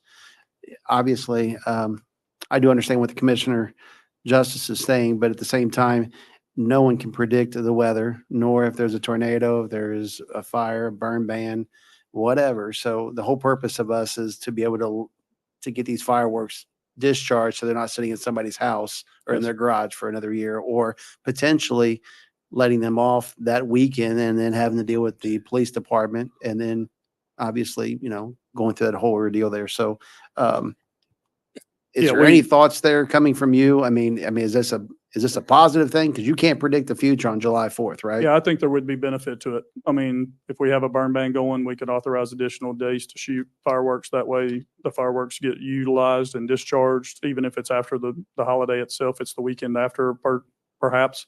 something like that, we could authorize those, and I feel very comfortable in our staff being able to make that decision on authorizing those, and I also feel very comfortable on getting the word out to the public as well. We've got a lot of different ways to get that out, electronically and then everything else. I mean, we get the other alerts out, right? Yes. Okay. You have questions or comments? Question, Commissioner more out of Justice. curiosity, what is Wilson County's rule? I do not know. 2 weeks. Okay. So whatever we do here is not going to make a lick of difference because these people are going to be buying this stuff out in the county in 2 weeks or 1 week prior to anything that's going on in the city of Mount Juliet. And they're going to be shooting them, and they're going to shoot them off the roadway, and then they're going to run it back into their house. And the police department is going to be chasing their tails, as I said before, because that's exactly what always happens. And we're sitting here. I mean, we're getting into some really minute stuff that will never translate to the general public. It's just not going to happen. I mean, love to think it would, but it's just not. That's just the way it works. I can't tell you the number of rules that we've got. No parking on the street, and we've got signs all over the place. But first time somebody gets a ticket, they start calling us up or call the city manager up and go, "Hey, when did this become a rule?" "Oh, it was about 20 years ago." "Well, I didn't know that." We can't even get that information out. So, I mean, to think that we're going to be able to get these little minute details out is it's just not going to happen. But let's go ahead and pass this so we can go on the rest of the meeting. We got people who's going to be here till midnight if we don't do something. So, Right. Commissioner Mullally. What is your motion? My motion was to allow that makeup day if any of the three days were canceled, that the fire department was authorized to issue a makeup day for the discharge of the fireworks. Yeah, I'm good with that, but I would not want to put the July 4th deadline on it. That wasn't part of my motion. Okay, good. Any other questions or comments on the amendment? Commissioner Hefner. Clarification, are we talking makeup day or days? I said a day. So if all days are, we got a rain out for the whole week, can we include any of the days that are? I was thinking of like a big finale. There you go. Right? You can have one day, makeup day, but what if they're all, what if they're all rained out? Usually fire bans last for more than a day or two. But that's just I think if there's going to be a makeup day, it should apply to any and all days where there's a makeup day, not just one day. I was saying if any of the 3 days are, it could be any of them, but there'd be a makeup day issued if any of the 3 were impeded. Correct. Does that read that way?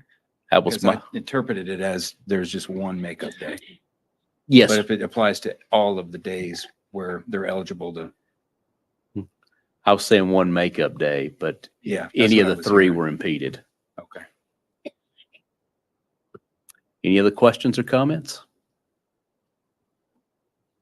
All right. So if any of the 3 days are impeded, the fire department will be authorized to issue a makeup day.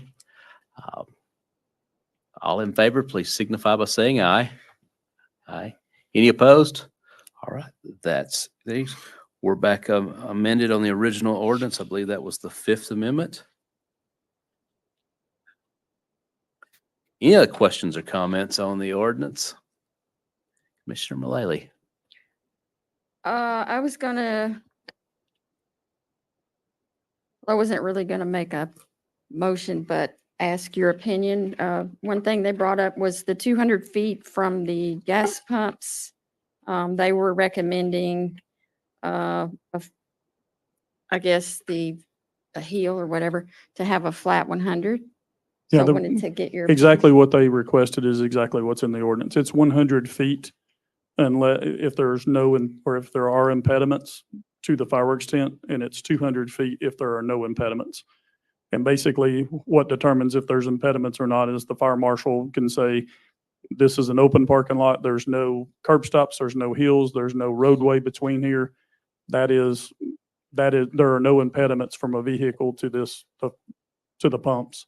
And thus it's going to be a 200-foot distance. The 100-foot comes into place where, like in Mr. Blankenship's case, he is across Lebanon Road from the nearest fuel pumps. And so it would be difficult for a car to roll across Lebanon Road should anything happen at a fuel pump and catch on fire. Otherwise, it'd be very difficult for that to happen. So that's exactly how it's written in the ordinance. Sir, let's come up to the podium here and we'll just make sure everybody's on the same page. I think Mr. Lloyd was just concerned that I think the word it's minimum is used, that he was just afraid that if it was looked at like where he is, I think he's 107 from where he is. I guess and he's been there for almost 50 years. I guess he's just afraid that if Brent or Chief Falks or somebody were to go out and look at that and say, well, we're saying this one is 150 as opposed to 100. I guess, so it'll be, if there's an impediment, it's 100. Okay. Is it good? Yep. Okay. All right. All in favor of the ordinance as amended, please signify by saying aye. Our Commissioner Justice. Just a moment. And I don't know if we do anything with this or not, but I do need to ask the question. It says that the site for a permanent fireworks retail sales facility shall conform to the Mount Juliet zoning ordinance pertaining to all parking regulations. Now, the recommendation was to just delete that completely, Okay. because I don't think there's anywhere in our parking or anywhere in our zoning that even allows for a permanent location. There is not. So this is just a matter of housekeeping more than anything else at this point. 12109. It's the last sentence of 12109. Mm-hmm. Chief, what was the thought behind that one? I think it's language is this language carried over from the August amendments, and I'm not sure exactly if there's any reasoning. But our zoning does not allow for permanent facilities, so anything related to a permanent fireworks store would be out of the question. So the mission, at this point, I would just say delete that. Your motion is to delete that last sentence on 12109. Yes, sir. Got a second on it. Any questions or comments on the advisability of deleting the site for a permanent fireworks retail sales facility shall conform to the Mount Juliet zoning ordinance pertaining to all parking regulations? Mayor, I do have one thing real quick. Yes, Earlier, sir. you mentioned the different places that the dates were mentioned. I wanted to make sure that we carried those dates forward to 16-31, section 16-31. It should be on the last page of all the ordinances. That is actually the ordinances, the law enforcement ordinances that allow what's punishable, and just carry those dates forward to those. Yes, sir. That was make sure I'm telling you correct, but I believe the amendment and covered all three of those. Okay. I just wanted to make sure that was one of the ones that was covered. Yes, sir. 1631. Yeah, and it And- should not have covered the previous one right in front of that one, which was 110. I think you'd mentioned 110 instead of 16.31. It actually should be 16-31 and not 12-110. 110 is for fireworks shows that are authorized at different times of the year. Well, in the event I called out the wrong number, is there any objection to, you didn't mark the 110? Okay. Is there any objection to just ensuring that we got 1631 amended and not 110? If you voted for it and object to it, I'm not hearing any objections.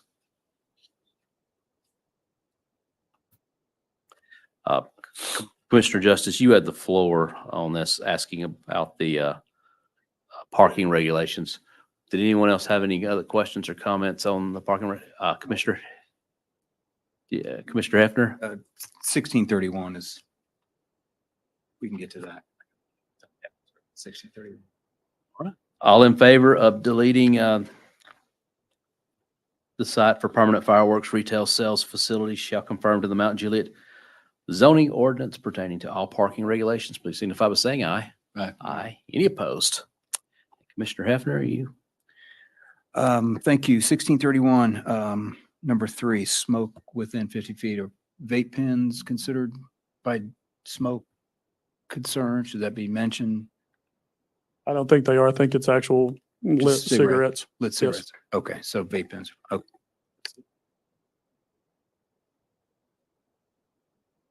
All right. All right, all in favor of the ordinance as amended, please signify by saying, our commissioner, was you ready to vote or were you asking for the floor? Under section 12-110, I was just reading over that, talking about shows, displays or shows, which includes HOAs and neighborhoods. Is there anything in there that needs to change as far as the dates, or because it talks about displays and shows are only allowed for the following No, holidays? those are actual permitted shows that people apply to us for, that are organized shows that we go inspect. Okay. And we can investigate, make sure the drop zones are accurate and everything is safe environment. And we really, really highly recommend those shows to be put on instead of individual shooting fireworks. They're much safer typically. Okay, because the timeframes are outside of what we Yes. just passed. Yeah, they are, because we're actually permitting those shows. And Memorial Day is one of the holidays that is covered by that. If people choose to, I believe, 4th of July, New Year's Eve, all of those holidays are actually Okay, covered. so what we just passed is for individuals, Yes. basically. Okay, I get. Justice? Under section 12-110, it talks about special events, but is there a special events permit that is required for those shows? Along with, I mean, That's our city manager weigh in on that. Yes, sir, I'd say so. That way then everybody, we can keep the public notified, because if we're not aware that a permit's been issued, for example, we don't know to notify the public about it, especially on a special event like we had at Circle P Ranch. yeah, what I'm talking about, for instance, if I know Park Glen Homeowners Association does an event every year, 4th of July event where they shoot fireworks, is it? I know y'all have to be notified of that to go over and inspect, make sure the drop zones and everything are taken care of. But do we get a special events? Do they need to get a special events permit on I top of don't, I that? don't think they typically have for the fireworks shows, but we notify the other departments that these are going on, police department, et cetera, that these type of shows are going on. It doesn't sound very consistent. Notification. Anything else, Commissioner? Commissioner Mullally? This happened back on July 4th in Baird Farm when they didn't have the opportunity to do their one show for the neighborhood.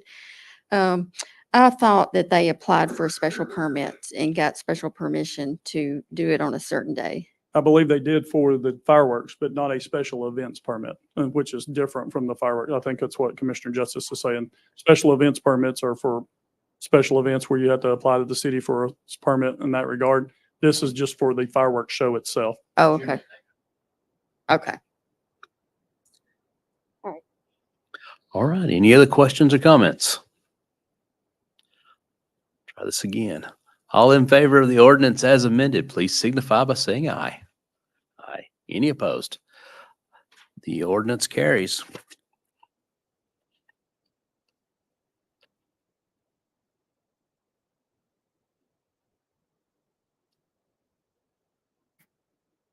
The next item on the agenda is 9C, an ordinance to rezone approximately 37.84 acres of property on Lebanon Road, map 54, parcel 5, from RS 40 CRC CG to RM 8 PUD, and to adopt the preliminary master development plan for the Bluffs at Cedar Creek. Have a motion? And a second. The Bluffs are on the floor for discussion.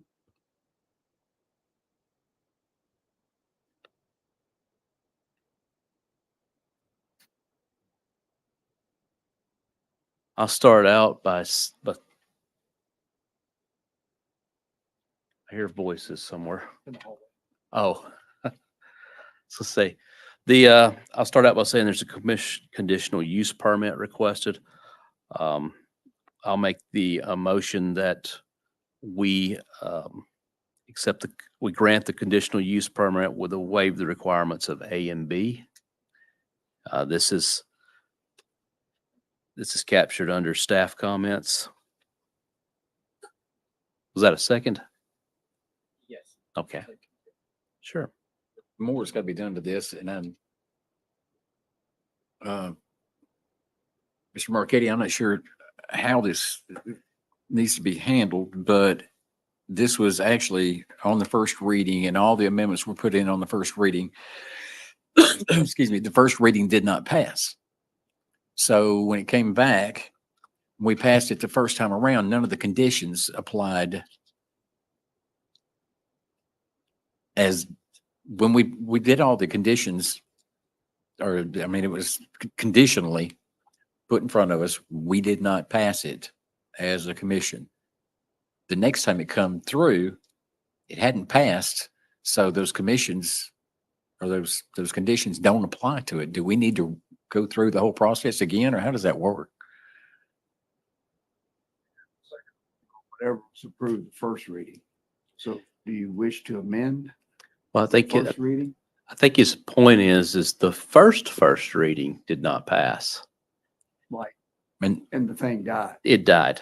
correct? Then it was brought back. But the second not a first rehearing. reading, there were no amendments that I recall being made. there were no conditions put on it. That's what's before you tonight. Yes. So we will have Is to that, redo those conditions is what I'm saying. yes, that's why I was starting with conditional Right. use. Um, And to their credit, I would like to say the developer actually is one who brought that out to my attention. So, the conditional use, or what, that the amendments were missing? correct.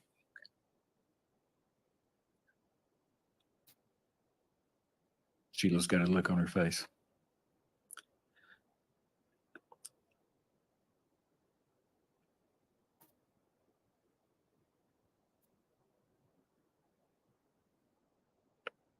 I'm just going off the ordinance that was in the packet. Ms. Hamblin,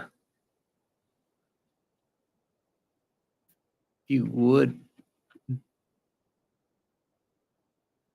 just as this second reading, we want to make sure we get it right to avoid a third and fourth reading. So I believe that you guys are voting on what came before you the very first time you saw this from Planning Commission. Starts over from there. Okay. So everything that you did before the first reading this time is null and void because it was denied. That's my understanding. So you just need to start over with those conditions because what you approved before was denied. I'd Does that rather make next sense? class.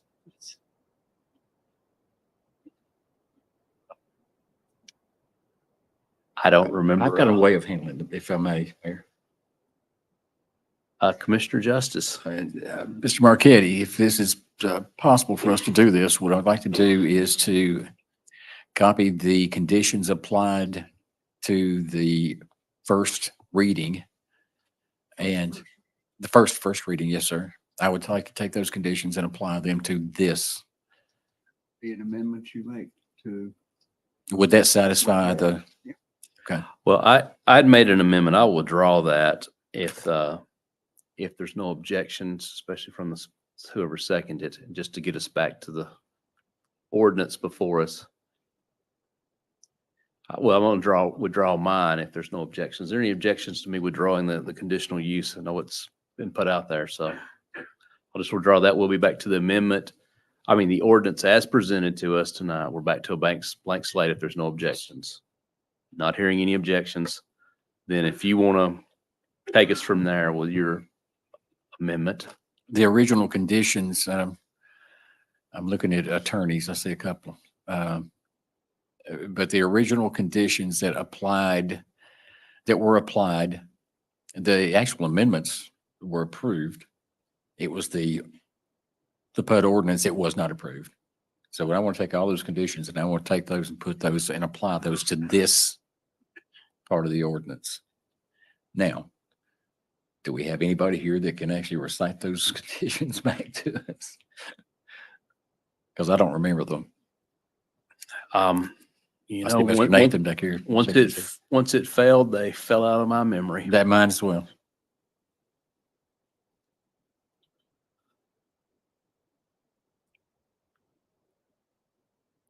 Well, they would actually be in the minutes and they would also be on the video, I'm assuming. So they could be captured from that video and applied to the. Let me get your mic on, Ms. Luckett. members have already approved the minutes where this came for this board for first reading. So if those amendments were approved, they're in an approved set of minutes. They're codified somewhere. Oh, Just, I thought they had already been added to the ordinance, but let's, they haven't. this is a suggestion. I'm going to suggest we defer this until the heel of the agenda that we have before us and give someone An opportunity to bring an those conditions opportunity forward. to bring those conditions back so that we have it here and we can speak intelligently into what we're voting on. I know y'all want to get home to your kids, but I'm going to second that deferral to the end of this agenda. Okay. Excuse me. Go ahead. Nathan Quinn, 402 B&A Drive, and I understand Commissioner Justice. I think the only comment we were going to add on to that is the ordinance as written, I think by and large is the same. It was only 4 changes to 4 separate items on the ordinance. And I don't recall exactly what the ordinance and how it was written in the prior meetings. Yes, then they bring it back to the end of the meeting and let's go through that process at the end of the meeting where we can actually, yeah. Okay. That or defer a meeting. I mean, Which one you want to do? I would prefer not to defer. I think we have it down to 4 very simple things that would be easy to get through. all right. When you made them, or You made it and I seconded it. all right, we have a motion on the floor to defer this item to the heel of the agenda. Is there any questions or comments on the advisability of that? All right, all in favor of deferral until the heel of the agenda, please signify by saying aye. Aye. Aye. Any opposed? We will rehear this at the conclusion of our agenda. So if this is your item, don't go anywhere. We'll bring it right back. I'm also going to ask for a 5-minute recess before we go into new business. Any objections? All right, we're going to stand in recess for 5 minutes.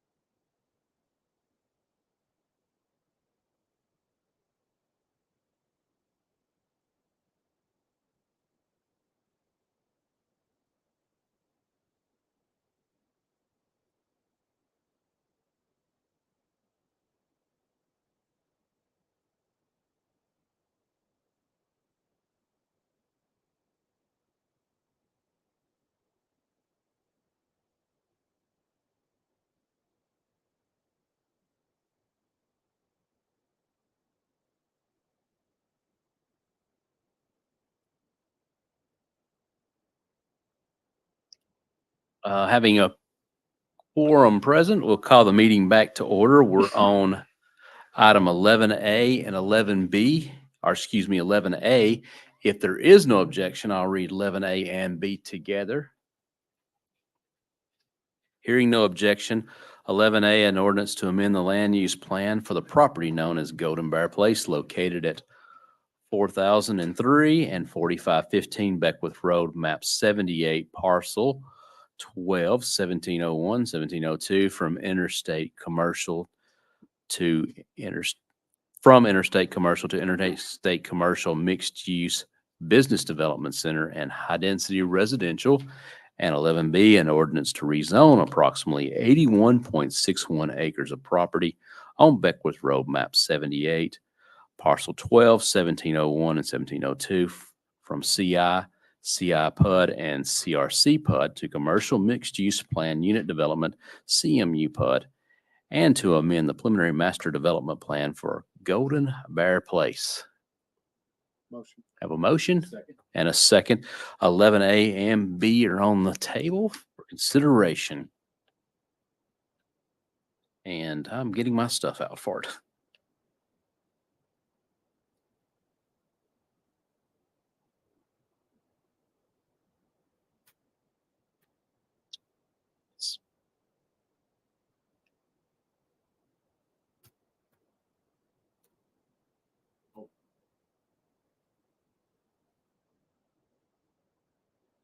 Before we get started, I would point out under planning and zoning, item number 13, it says all variances shall be asked for now. I think now is defined before the passage of second reading, not at FMDP. So that's just a little note that that's in there because I think there's some questions about the signage and stuff. But who wants the floor? Commissioner Mullally. This is called Golden Bear Place, and there's one across the street called Golden Bear Place. So I'm just really confused on the difference. It's two different pieces of property, and I would like, because I know we've gone back and forth in emails and not sure which one we're talking about. So I would like maybe the developer to explain to me what the difference is in the two properties. Somebody should have copyrighted the name, I think.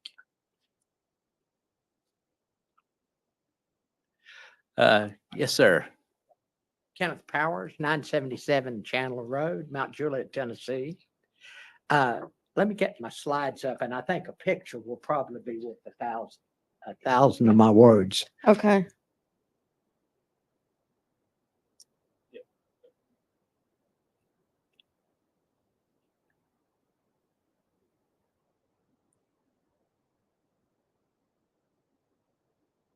What's, okay, sure.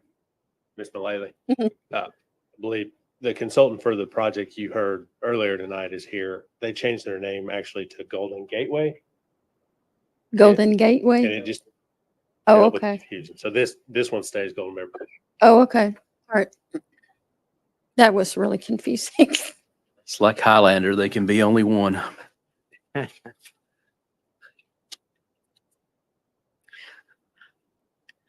I think some people are old enough to remember that show. Yeah. Okay, here's our plan that kind of shows our 80 acres in relationship to the intersection.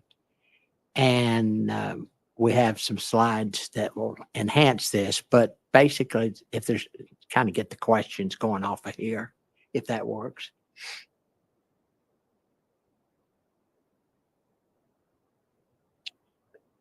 I was reading in the planning notes under Public Works that the roads will align like Legacy Point, like when that's ready. Is that true? Because I've been out of it and I was just trying to glance over them. There was just one section I read where the roads will align across Golden Bear. So yeah, we've We spent a lot of time with Public Works, and Matt can confirm. So if you can see there, that would be Golden Bear Place's main access point. And then we are improving Old Beckwith Road to a point that would align and set up for future connectivity through the adjacent parcel.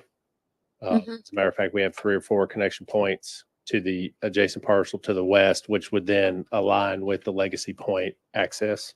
Oh, it's right there. Okay.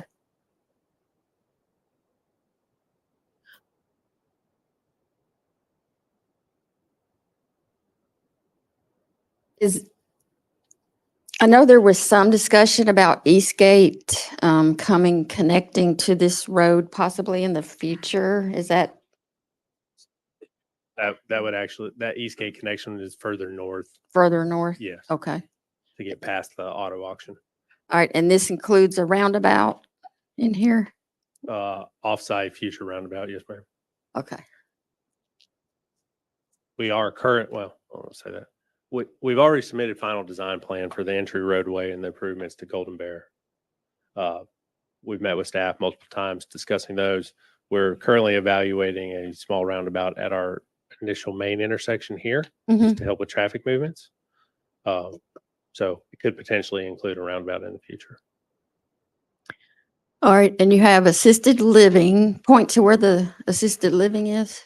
It's either a assisted living or age restricted apartments here.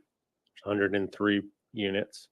And these are age restricted senior townhomes here, totaling 187 possible units.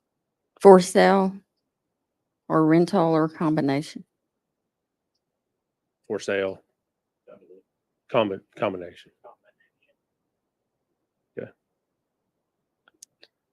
Yeah. Should note this is either age restricted senior apartments or an assisted living facility to give the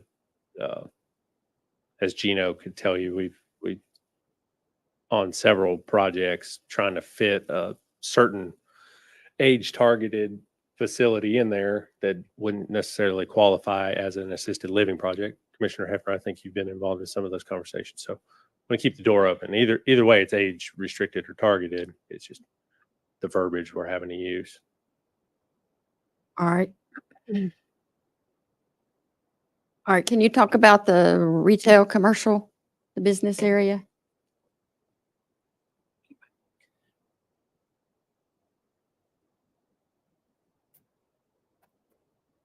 Good morning, good afternoon. No fire drills on this one, hopefully. Name and address, please. Oh, yeah, Mark McDonald, 115 Jackson Boulevard, Nashville. We have 3 or 4 retail components, and I don't know if I can get to a bigger plan here.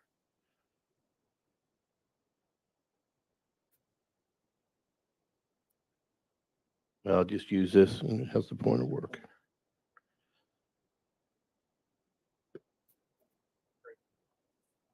Green button. Is it? Oh, sorry. Well, sorry.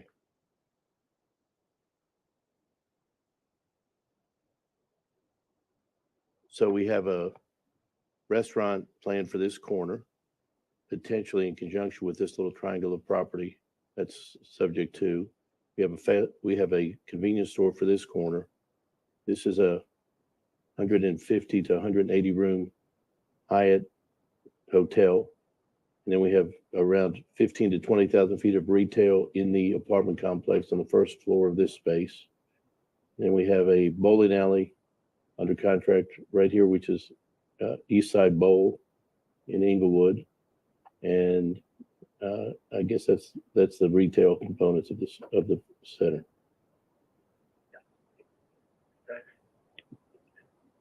I could get to some pictures. There's the hotel that's under contract. And that's probably going to be a Hyatt House, Hyatt Place co-branded hotel. This is the self-storage units. And this is the bowling alley.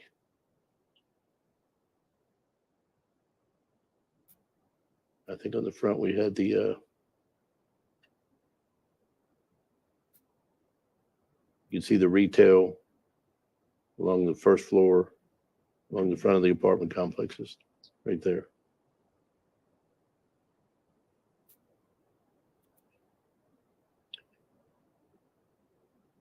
How many, on the multifamily, how many units? 370, 370? which are probably coming in two phases, probably 200 and then 170 later. All right, and how many one bedroom versus two versus three? We said we do with no threes No threes. because we were concerned about the schools, those being more school-centric kind of units. Right, I don't have a mix of one and twos at this point. okay. That was all my questions for now. Right. Yes, sir. Commissioner Justice? Excuse me. Looking at the section that you've got, if you can go back to it where it showed, it was, the rendering. The apartments. Well, it showed, it was actually all the retail right there. Okay, I'm seeing a lot of buildings right there. Is that conceptual or is that actual? Well, that's consistent with the site plan.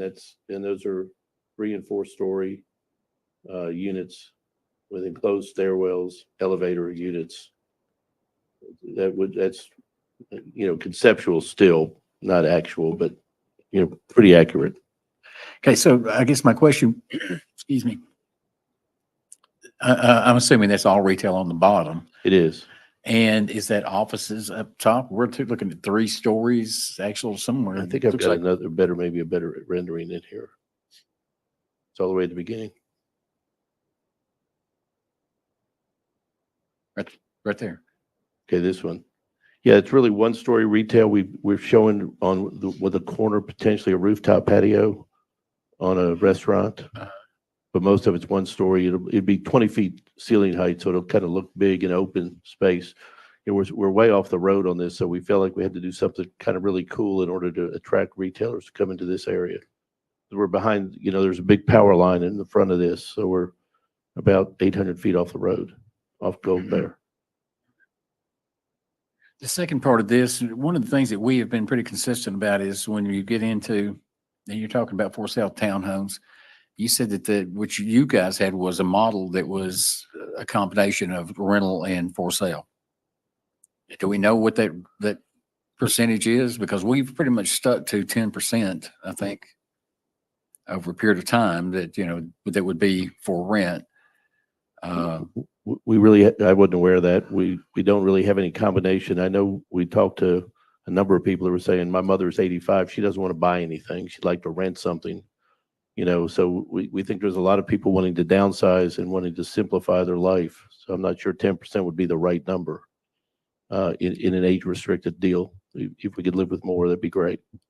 Well, I mean, we've had an influx of apartments. I think everybody's seen it throughout Wilson County. And when you start putting townhomes up and you start renting out townhomes, you're basically doing the same thing as renting out apartments. So, we've consistently said 10% with no more than one owner being allowed to own one. Is it theirs plus one more, correct? And then 10%. I mean, how would that fit with your model? I guess is my question. Haven't thought about it till this second, but I'm sure we can make that work.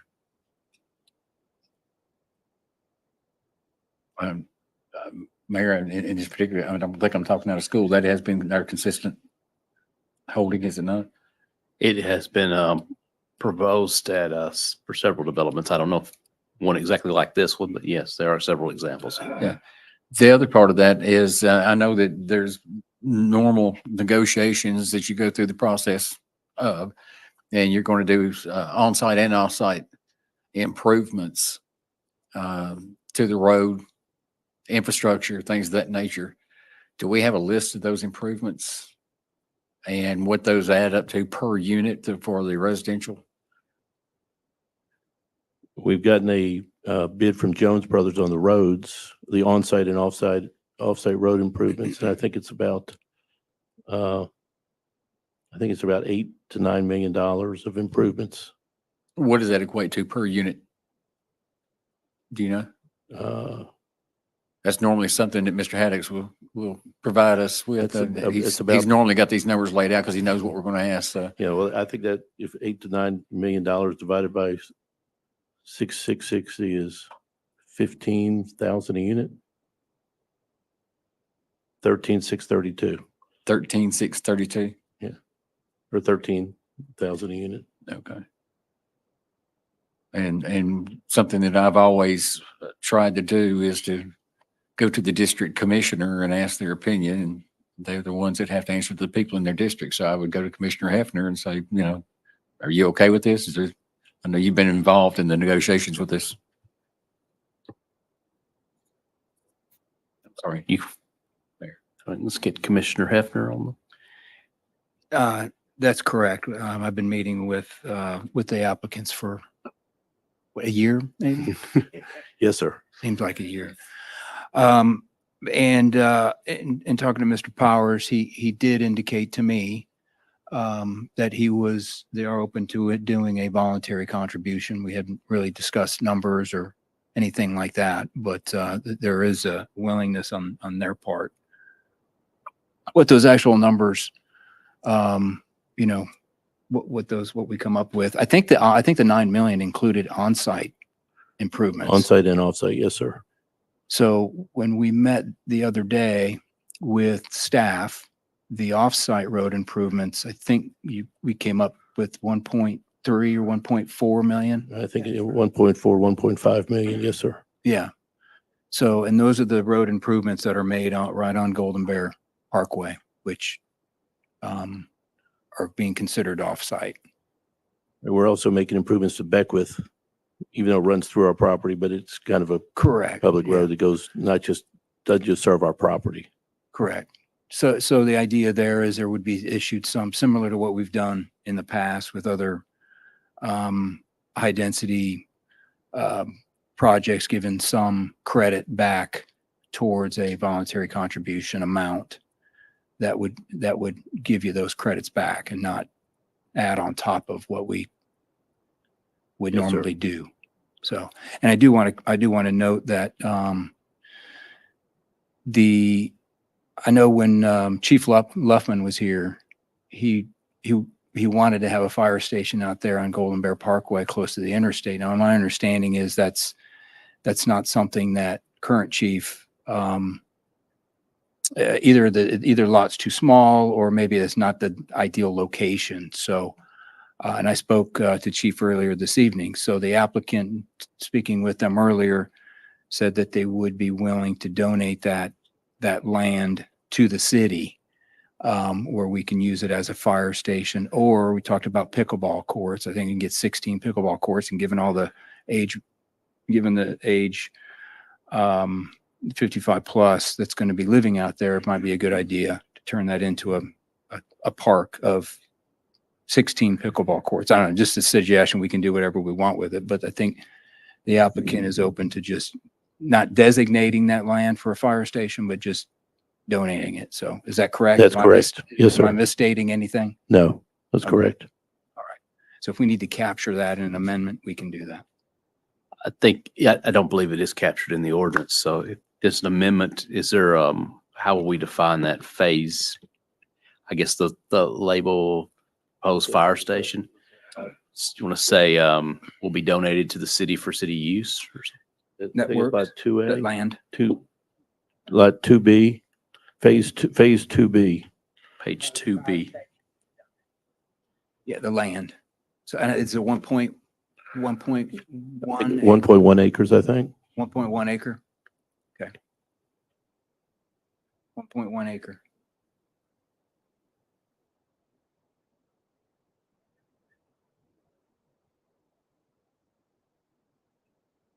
It can be whatever we want it to be. It could be a fire station. The chief says he wants a fire station out there. If he doesn't want a fire station, then we can decide what we want to do with it. Seems like a good idea to give it in the hands of Parks Department if Rocky wants it. If he doesn't want it, then we could sell it. And Do whatever. adjacent to that 1.1 acres is another almost 1 acre of land which is green that could become, if you did do pickleball, it could become parking for the pickleball. So there's another acre there that we could donate also. Okay.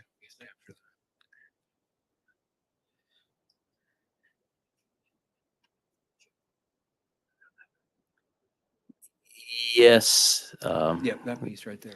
And I'm really trying to think of the best way to capture that language in there so that there's not any question. Commissioner Justice.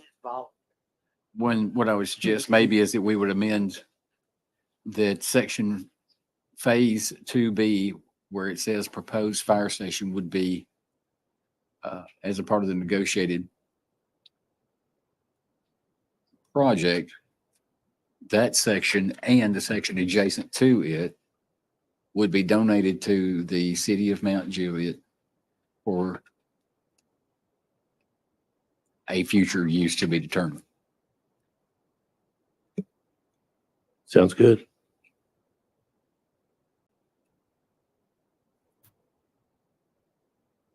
And I talked to, he's not here, Captain Chandler. There was an idea, maybe a substation, police substation out there, but Well, I said he mean, would- to be determined, we could Yeah, it actually, could be yeah, any- that kind of leaves it open for future, whatever we decide to put there. Is that the part where it's labeled on here, Main- one open green space? Two? Let me see. Which is, I guess, on the map directly above this phase Right. 2B? Right. It's that green space right there. Okay. We could come in between first reading and second reading and solidify that. Solidify. What is the total acreage, Mayor? I can't, I don't have it on here as to what it is. I just found something that marked it on a map. But Which question, Ray? you're not going to 2.1. run into any issues if you donate your open green space of qualifying for your green space. I think you've got enough wetlands. We've got so much green space. green space is all. Swimming. No, I think that is under a power line. A piece of the green space is under a power line, so you couldn't build a building in this area right here. Isn't that right, Joe? Yes, that's correct, but you can park. So you could park, you could use that for parking, the green space there, you could use for parking. You just can't build a building in it. There's a big power line that comes right down this swatch right here. What is that road named? This is Beckwith. We don't have this road named yet. Okay.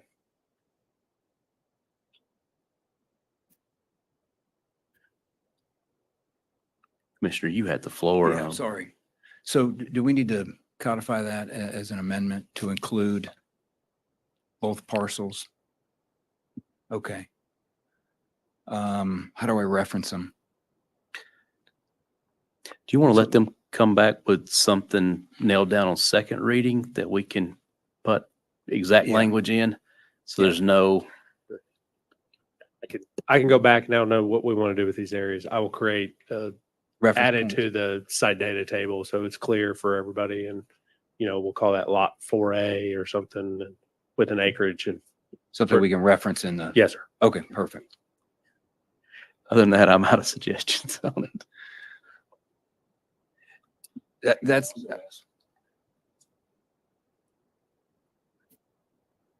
well, yeah, I mean, I'm very familiar with this project, so I know a lot about it, so I'm not going to ask a whole lot of questions. I will make a couple of comments. I mean, if there was if there was an area to put high density housing, it would be backed up to a auto auction and next to the interstate. The infrastructure, the roads and Golden Bear are underutilized. It's got a good mix of commercial, bowling alley, which the citizens have been asking for as long as I can remember, next to a skating rink. But other than that, I don't have a whole lot of other questions that I don't already have the answers to. So it's hard for me to ask them because I've already asked them. So anyways, I appreciate it. Thank you. Thank you.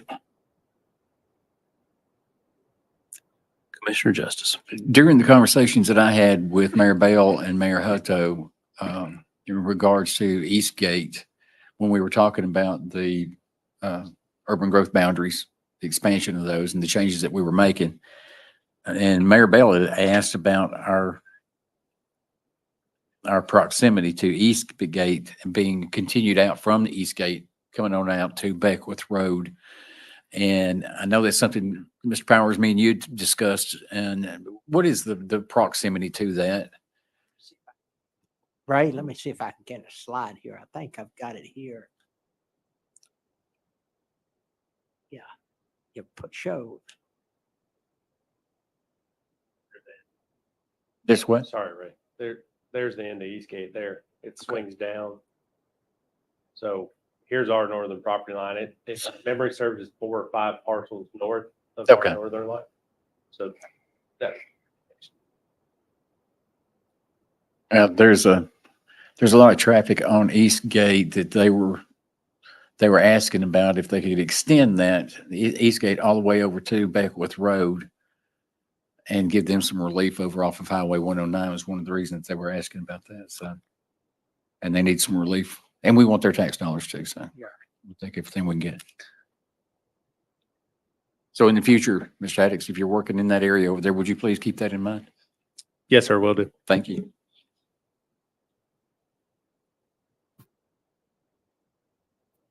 I want to ask our city planner, Ms. Hamlin, on planning and zoning number 15. We talked about this today, but was the recommendation to strike that whole? Yes, sir. That actually came from the Planning Commission, the first rendition of this at that body. There was some unknowns about a age-restricted garden-style apartment. The Planning Commission just didn't feel comfortable approving that moving forward, being an age restriction and forcing those residents upstairs. But now it's enclosed with elevators. And so I think that item can be removed. Okay. I'll make the motion to strike item number 15 under planning and zoning. Got a second? Any questions or comments on that? All in favor of deleting item number 15 under planning and zoning, please signify by saying aye. Aye. Any opposed? That is struck. So we're back on the ordinance as once amended. Gotta be careful not step on the First Amendment and say it's the wrong way.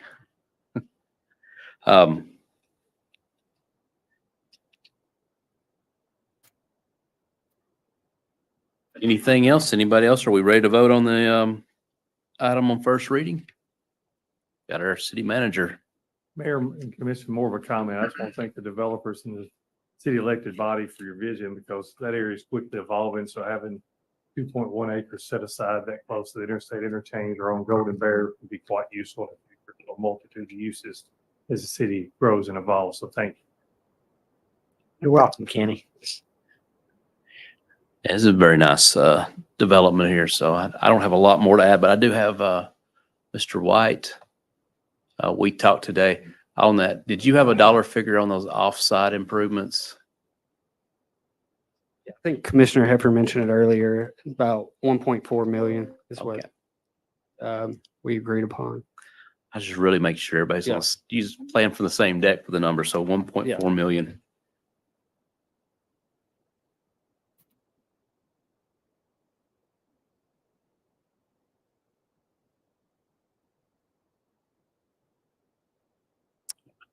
Any other questions or comments before we vote? All right. Vice Mayor. Sorry about that.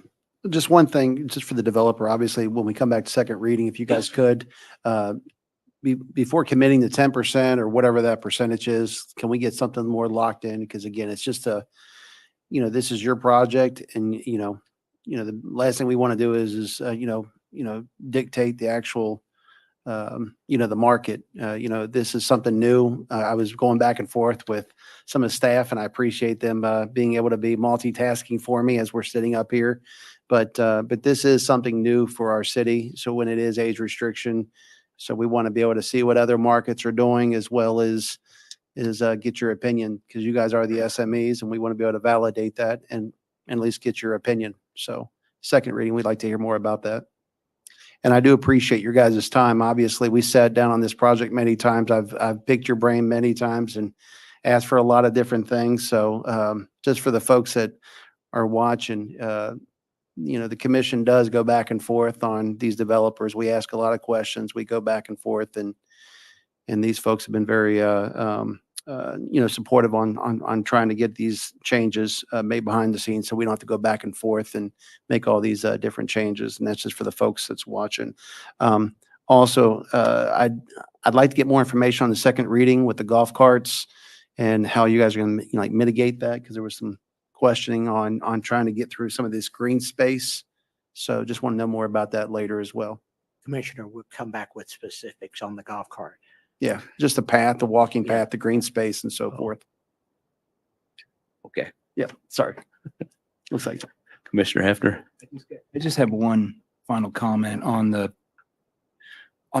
percentage. I know we've done this on some projects in the past, but I just, economic times, we don't know what the outlook's going to be over the next 2 to 3, 5, 10 years. And my concern with restricting homeowners to 10% can be rented, and I think that's what we're talking about, capping.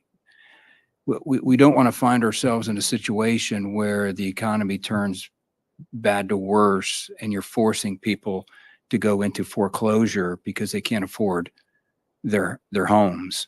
And if they're not allowed to rent them and they can't sell them in poor economic times, that's a potential risk that we need to consider. And that's something that I'm thinking about constantly. So I'd hate to put someone, especially somebody that's in their golden years, force them into a bankruptcy court in their 80s if they can't rent their house out. So I just want to make that comment.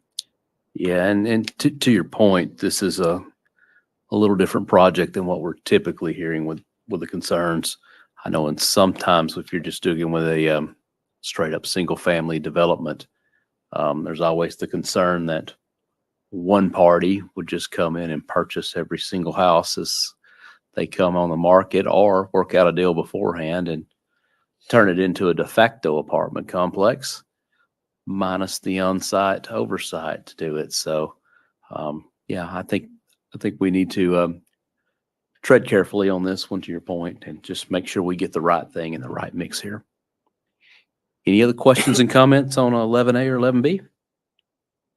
Commissioner Mullally. I'd like to see the walkability map to walk across to Costco.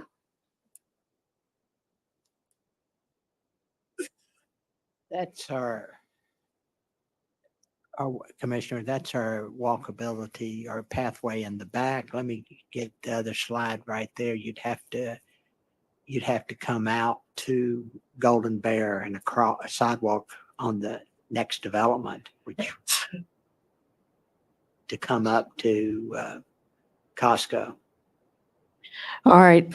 So I think I read there's going to be greenways that run along Golden Bear where they could just walk up. Right. Yeah, there'll be 10-foot sidewalks across our frontage. Your frontage. Yes, sir. Yes, ma'am. And then as the next development comes in, that will extend down to the main Legacy Point entrance.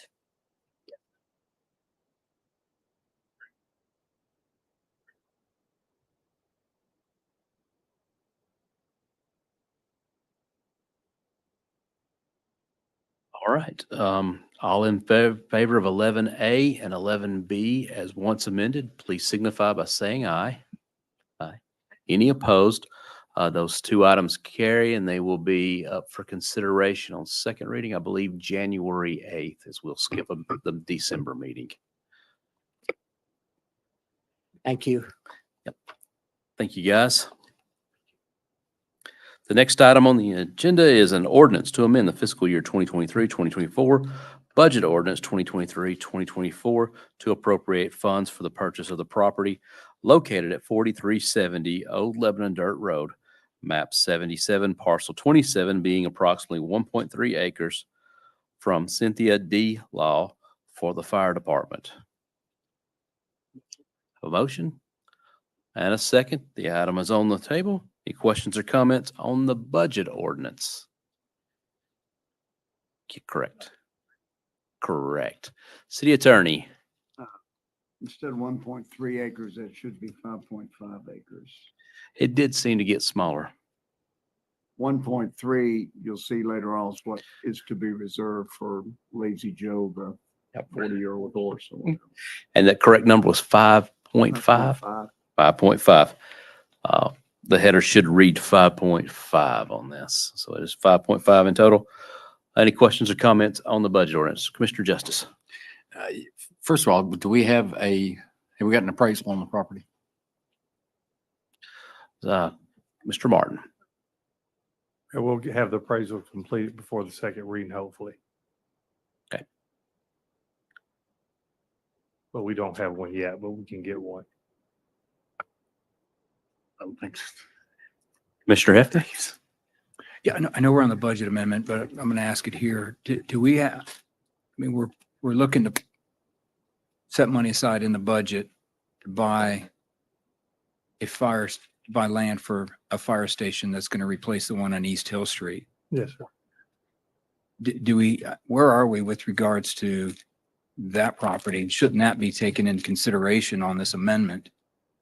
If we haven't agreed to terms to sell the fire station here, why are we even considering buying land somewhere else for the fire station? To me, I just need to understand what's the logic is on that. And it didn't seem like we were close on the number, so I don't know where we're at with the appraisals and all that with the current fire station. Yes, sir. And that's a great question, Commissioner. What we're trying to do is bring, I think it's Chandler Point, and Chief, correct me if I'm wrong, I asked him to come to the podium, but the current station in its time suited the city well, but if we're looking into the future and trying to pull in Chandler Point, we had a geographic circle that we had pulled in, and it included Jones Park, Rainbow Plaza, the cash store there on Mount Jet Road, and it's right there at Old Lemon Dirt Road, and there was another property beside the Dairy Queen. And as we approached each of those properties, each one of those fell off for various reasons. So the chief, to his credit, proactively reached out because we thought one piece of property could be accessed via an easement. And it grew from there to say, well, what if we just bought that property, which would be easier for the city? So we did the math on it.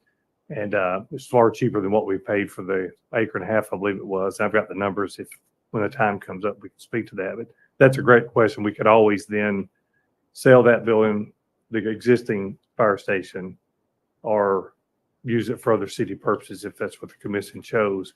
That fire station is in such, it's serviceable, but it's sort of outlived its life, I guess you could say. It's the reason we're trying to be proactive and find another location. But that's a great question. I can add to that. Do you have anything else?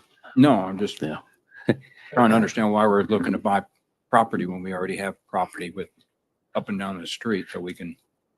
Sorry, catching you with your mouth. No, sorry.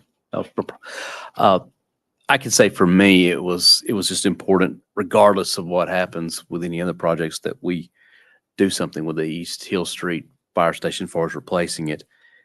Replacing it here didn't do anything to address the needs for coverage out closer to the county line on Old Lebanon Dirt Road. And at one time, there was a proposal at the sewer or the equalization basin to put a separate department out there, our station. This would eliminate the need for that extra station to be out there just to service that gap. So that was a cost savings in the terms of a second location being built there, plus the staffing and everything that goes into that and the apparatuses on it. So for me, it was important to get this shifted a little south. And it's something that we need to do with that East Hill Street station sooner than later. I know it's been expressed that that station has sometimes been a recruiting obstacle to tell folks, hey, you get hired here, we got 2 new stations, unless you get the one on the old one from the, I guess, 80s, 30s. I don't know exactly where it lands, but it's out there. It's got a lot of problems, and we experienced a lot of problems with the open bunk room concept, especially around COVID. It's to the city manager's point, it served its purpose, and we need to do something better. Commissioner Justice. got a, I'm trying to find it here. I had it earlier and I pulled it up and looked at it, the actual contract. Where's that located, Mr. Marquetti? The contract Uh-huh. for the purchase, Yes, sir. that's found on a resolution. Are we not putting the cart before the horse? Should we not? Well, this is just first reading on the budget ordinance. Well, here's my issue. When I was looking at the contract earlier, it looked, it had been signed by the city manager and by Mr. Marquetti and by the owner. It looks like it's an executed contract. Let me get your mic on. Can you repeat that? It is not. The contract says it's dependent upon approval by the Board of Commissioners. Okay.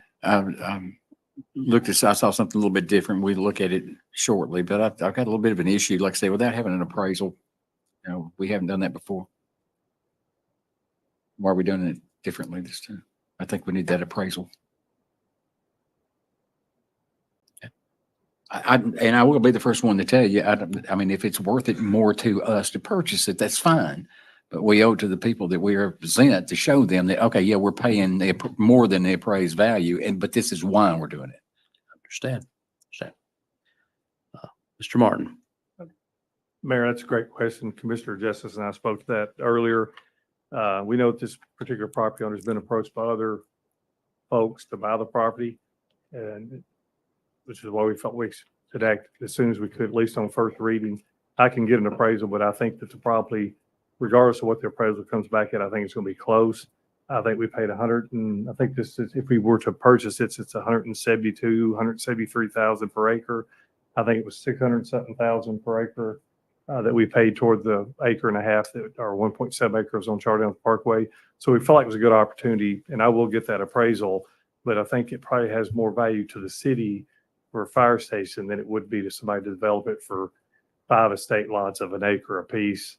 And if everybody knows anything about acreage right now, acreage for homeowners, if you're trying to do an acre lot, is probably 150 and up. So great question, and I'll get an appraisal, but I just wanted to speak to caution that the appraisal could come back less than what they're asking for the property, but it wasn't for sale or listed. We proactively reached out to them because we were running out of options in that geographic area, and it seemed like the folks that we were reaching out to, I think there's 1.5 acres on Plaza Drive. Chief, you remember the price on that? Yeah, so we just felt like this was the best opportunity for the city. And so having this budget amendment gives an opportunity to start looking toward the future for doing the work that we do, regardless of when this Board of Commission approves to build a station on it. We could start doing a lot of that early on work, but I'll get an appraisal done and have that completed before the next reading. What was the number the chief gave? I didn't. 1.3 million for how many acres? Yes, sir. It's 100. The math works out to 172,000, base 173,000 for this property on Orlando Road. PD property was 1.1 million for 1.77 acres, or 621,469 per acre. Okay. That's why we felt like it was a fair opportunity and for public service. But I agree with what he's saying. I think we should get an appraisal, and I'll get that. Sometimes I'm able to get it by first reading. With the holidays being in place, it was harder to pull that together.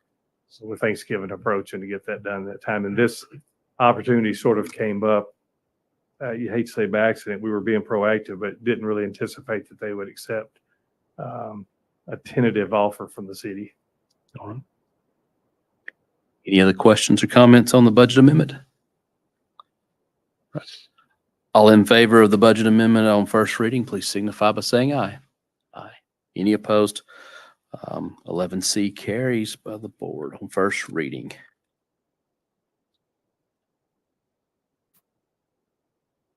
Next item is 11D, an ordinance amending Part B of the Unified Development Code of the City of Mount Juliet, Tennessee, known as the Zoning Regulations Ordinance 2001-29, adopted October 8, 2001, as amended by amending Article 3, Use Regulations, added Section 3-108, Temporary Events Use and Portable Buildings to include mobile food vendors, food truck regulations for residential and industrial districts. Have a motion? I'll second. So the item is on the table. Questions or comments? Commissioner Mullally. All right, Ms. Hamblin, can you explain what the difference in this is and the one we passed in August at second reading? I think our city attorney can take that. Okay, Gino? The only difference is the one previously passed or currently in force provides for out-of-city vendors to pay $100 per day versus $100 per year for in-city vendors. That's the only thing that changes on this to get this lawsuit resolved. All right, so it's against the law to charge out of It's a city? defensible lawsuit, but again, we're looking at spending tens, thousands of dollars defending something which is gonna sunset in 2.5 months, 3 months, thereabouts. So the whole ordinance disappears in 3 days. So, I mean, we can continue to fight this. It's defensible. But how much time, energy, effort do you want to spend on this? So it's changing this one provision. So that's all the lawsuit's about. They're being charged $100 per event versus $100 per year for city residents. All right, so it's no secret that I'm against this food truck thing. But if that's the only difference, if I vote no on it, would I be voting no?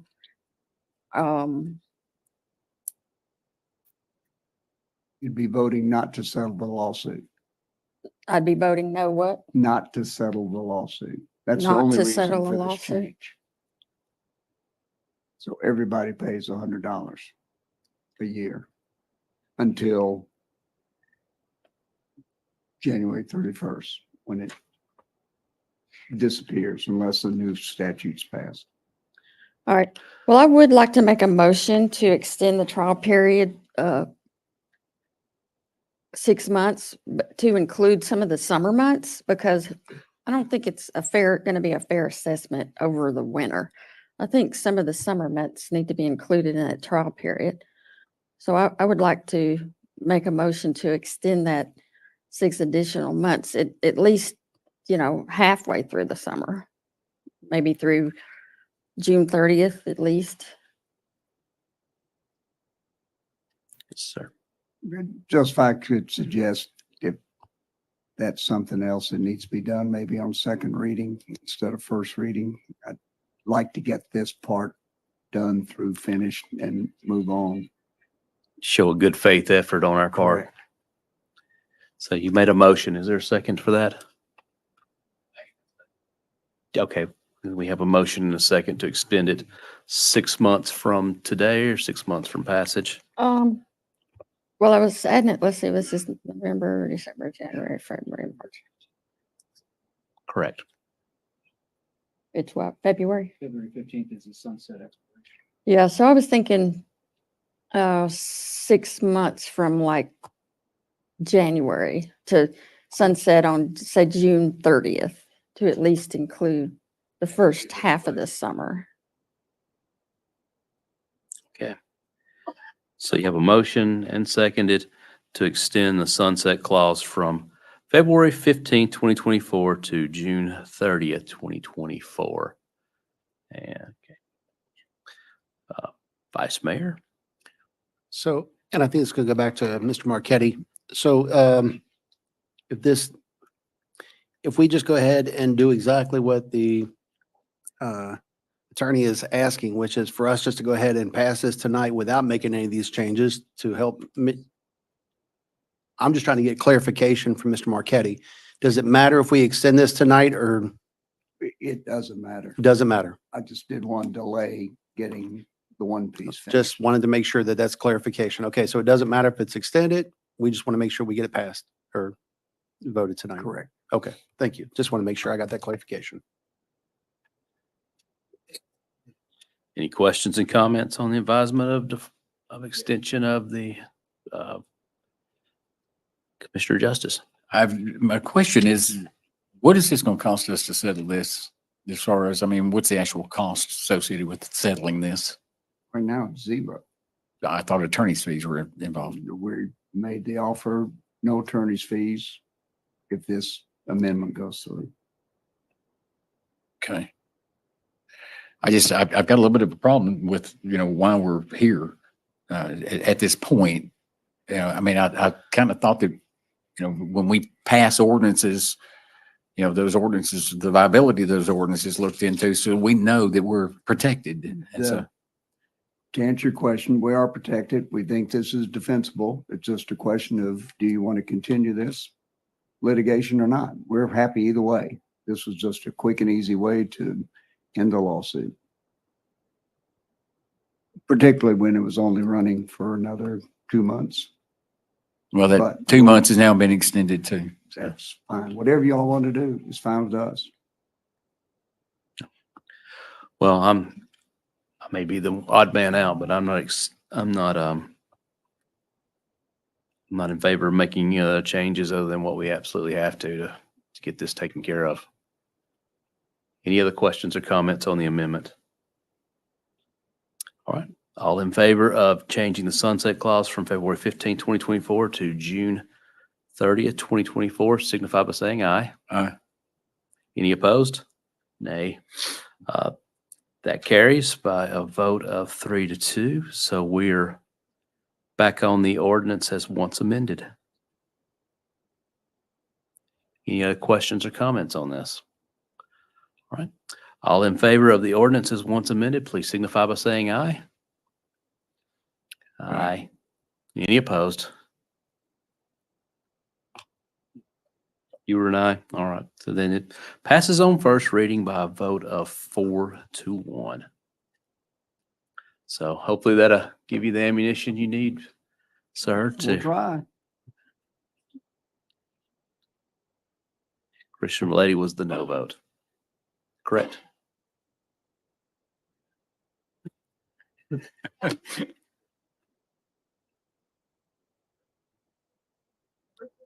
To drop or to settle out of court, which right now costs the city nothing. Right? You As- you voted no on the ordinance to, correct? The ordinance on first reading at least. Well, actually, I didn't vote. But I'm going to vote yes. Just 5. So it's unanimous then. Excellent. All right.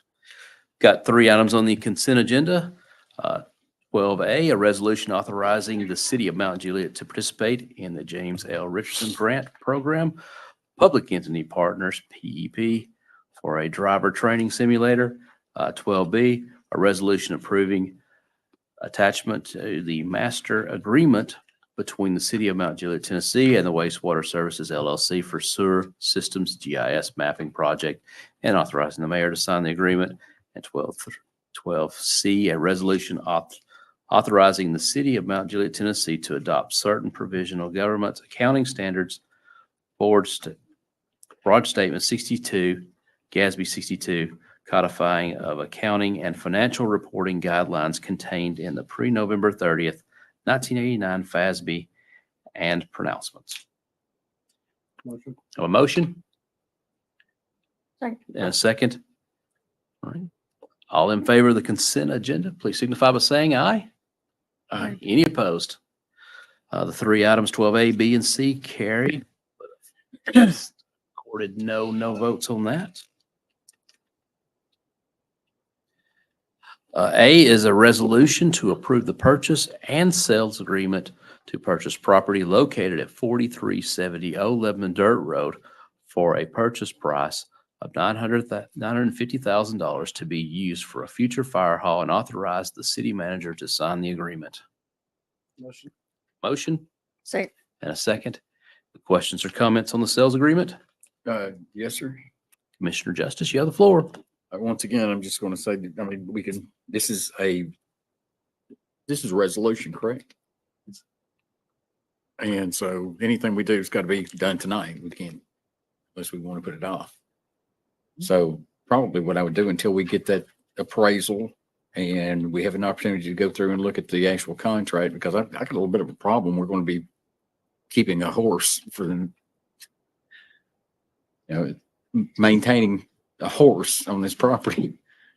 I mean, I know the horse is 37 years old, I think they said, but I don't think that that's something that that's not our role. To be clear, the city is not taking care of the horse. We're saying we're maintaining the property or the light bill or not something of that doing nature. It's in the anything. contract. It's all them. It's just reserving at 1.3 acres. Okay, is there a place in that contract? That's what I was looking for a while ago, that says that this purchase is not contingent on an appraisal? See one. I do feel the need to point out for anybody listening that we are talking about a horse. Of Yes. course. And part of this sales agreement is there is I don't know the right word, I don't want to be offensive, an elderly horse that's on the property. The current owner is concerned that the horse is too old to be moved and has asked that the horse can live out the remainder of its life on the back 1.3 acres, which they will be caring for the horse, but it will be the city's property. And after the horse expires, then that would be our property, which is our property, but we'd be able to use it in any way we'd want after that. Probably not to buy another horse, but it's a unique clause in an agreement. That's a unique way of putting it, actually. That was my best attempt at paraphrasing what was going on. Commissioner Hefner. Yeah, just a couple of things I picked up in the contract to answer your question. Yes, there is a no contingency on an appraisal clause in there. And the city will be picking up the utility bill as of June. I think it's June. I think it's stated June 15th, 2024. For that horse stall. But we still have to pass the amendment on the second reading, so. Yeah. So you did find what there was a contingency that said that There is a it was not contingency. dependent There is on an a- appraisal, there is a- correct? There is a no contingency on appraisal. I thought the city attorney told me that there was or was not. So is there? I said there was no contingency for an appraisal. Well, and Mr. Hefner said he's Mr. found where Hefner it said The was. same thing. Section 5B, no appraisal contingency. Appraisal is not a contingency of this agreement, period. Okay, that's kind of what I just said. We just said it in different ways. That's exactly what I just said. So in other words, they didn't have to have an appraisal to be able to do the contract. Correct. That's exactly what I just said. I got a problem with that. I mean, we don't know what we're getting into. We don't have an appraisal. It could be worth $600,000. We don't know.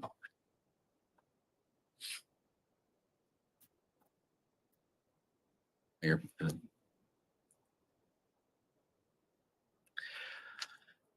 Well, if this passes tonight and the budget ordinance does not pass on second reading, is this null and void this? Okay.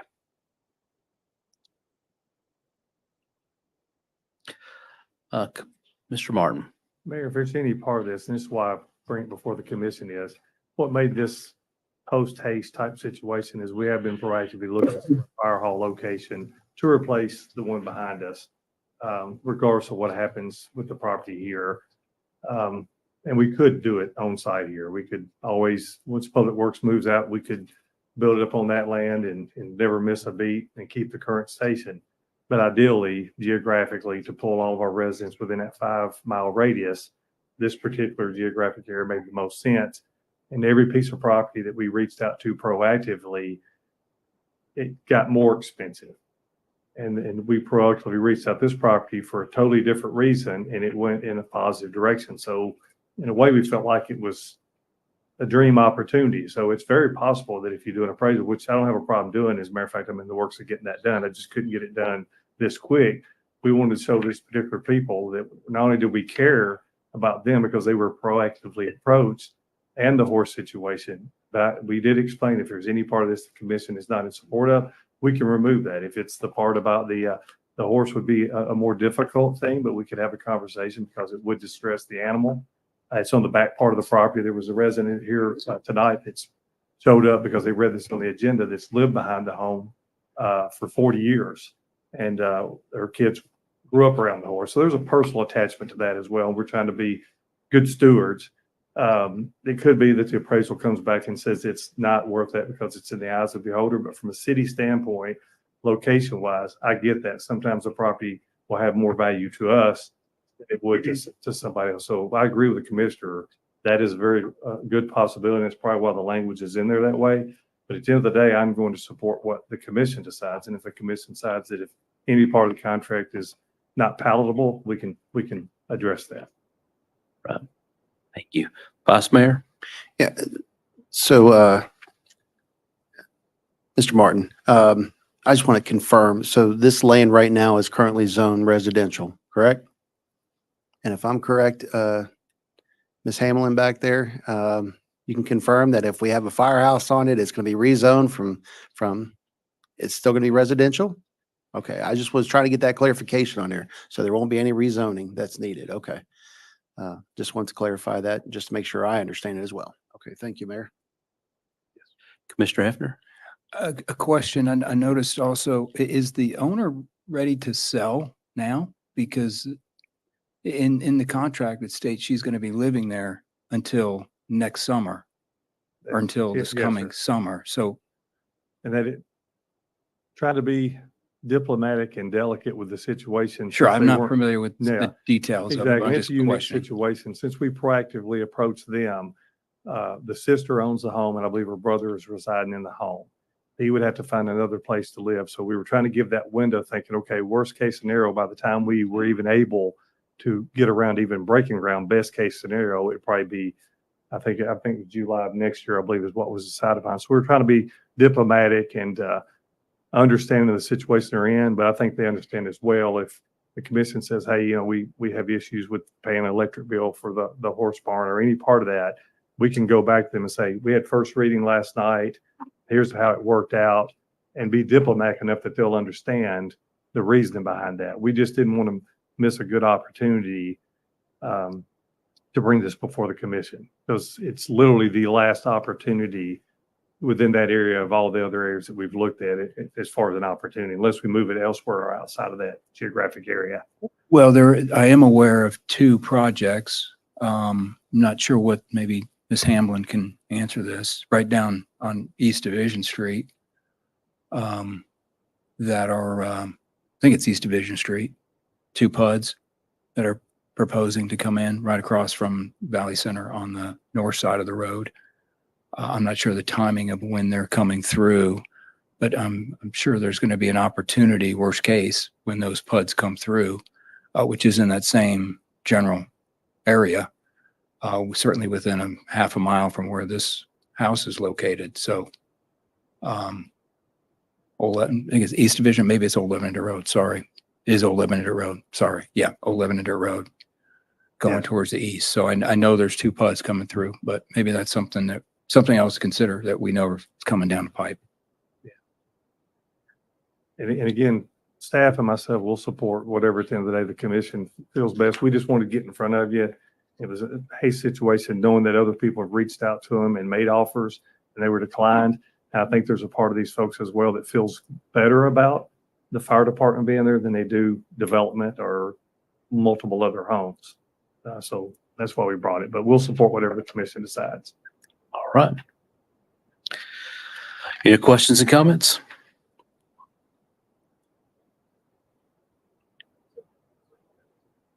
Contractual. When I was looking at it, it says the City of Mount Juliet Board of Commissioners agrees to the attached purchase and sale agreement. The purchase and sale agreement has conditional approval until the FY 23-24 budget amendment for this approval. Resolution shall take effect, but it doesn't say anything about we're approving the city manager's actual signature, which is what we were told. So, I mean, I guess I'm a little worried that the city manager's already signed this and that it appears to be I'm not seeing where this Yes. was conditionally on the passage by the Board of Commissioners. Mr. Martin. Another good point by the commissioner. Reason I signed the contingent offer is, if you all remember, when we were looking at buying some property on Clemens Road, I had a gentleman's handshake basically with the property owner over there to buy the property for the Public Works City Garage. And the handshake was not enough. Unfortunately, we didn't have any type of, it's not a binding contract, but even a contingent contract. So therefore they sold the land before I got a chance to get it before the commission. And I was clear with Mr. Marchetti that I didn't have the authority. The elected body is the one that would have to decide it. But to show that we were serious, I signed a contingent contract, which is really nothing without the elected body. Well, the reason for that is if we've had these types of situations before where I didn't do that, and then the property sold out from under us because it didn't appear that we were genuinely serious. Fortunately, I don't see anything in there that says that this is contingent contract. That might have been what you're intending to do, but that's in effect not what happened.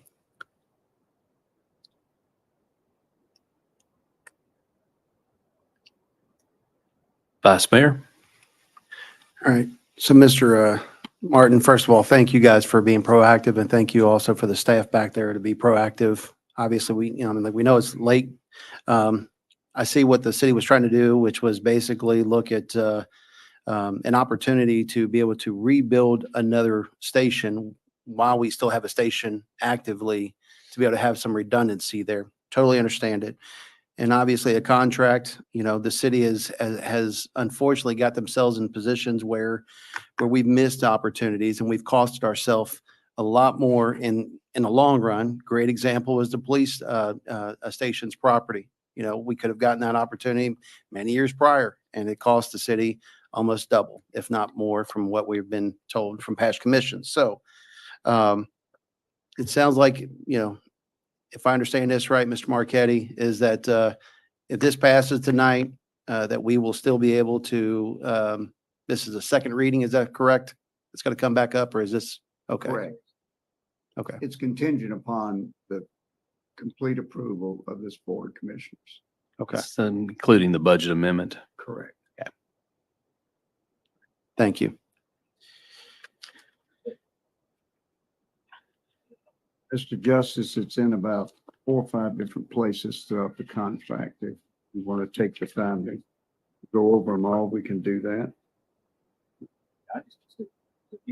Closing 3, the one you're primarily referencing is 5C, which I read earlier. Purchases city manager will present this agreement to the Purchasers Board of Commission for consideration and approval during its regular meeting on November 27th and its regular meeting on December 11th, 2023. This agreement is approved by the Purchasers Board of Commissioners. Purchasers city manager is authorized to execute this agreement for and on behalf of the purchaser, which upon execution by both parties shall become a mutually valid and binding agreement according to its terms. So until you approve it on December 13th, there's no approval. Oh, okay. That's not what they said, but okay. Thank you. All right. All in favor of the resolution, please signify by saying aye. Aye. Any opposed? No. So the sales agreement is passed by a vote of 3-2. Next item on the agenda is an appointment to the Ethics Commission by Vice Mayor Trevette. I know there was some questioning, I think, on the recommendation that as far as the timing, when you make your appointment of this, or when you make your nomination for this, I should say, because it requires a vote, could you, for the record, just get the timing on this when the individual will take over? And I'll give you the floor. Sure. And thank you, Mayor. And this is going to be a little bit of assistance here with Mr. Marchetti, because The current commissioner appointed by current ethics commissioner appointed by Commissioner Trevette says he will serve on the first 4 items brought before him, but not on the last 2. He does not have that amount of time to devote to it.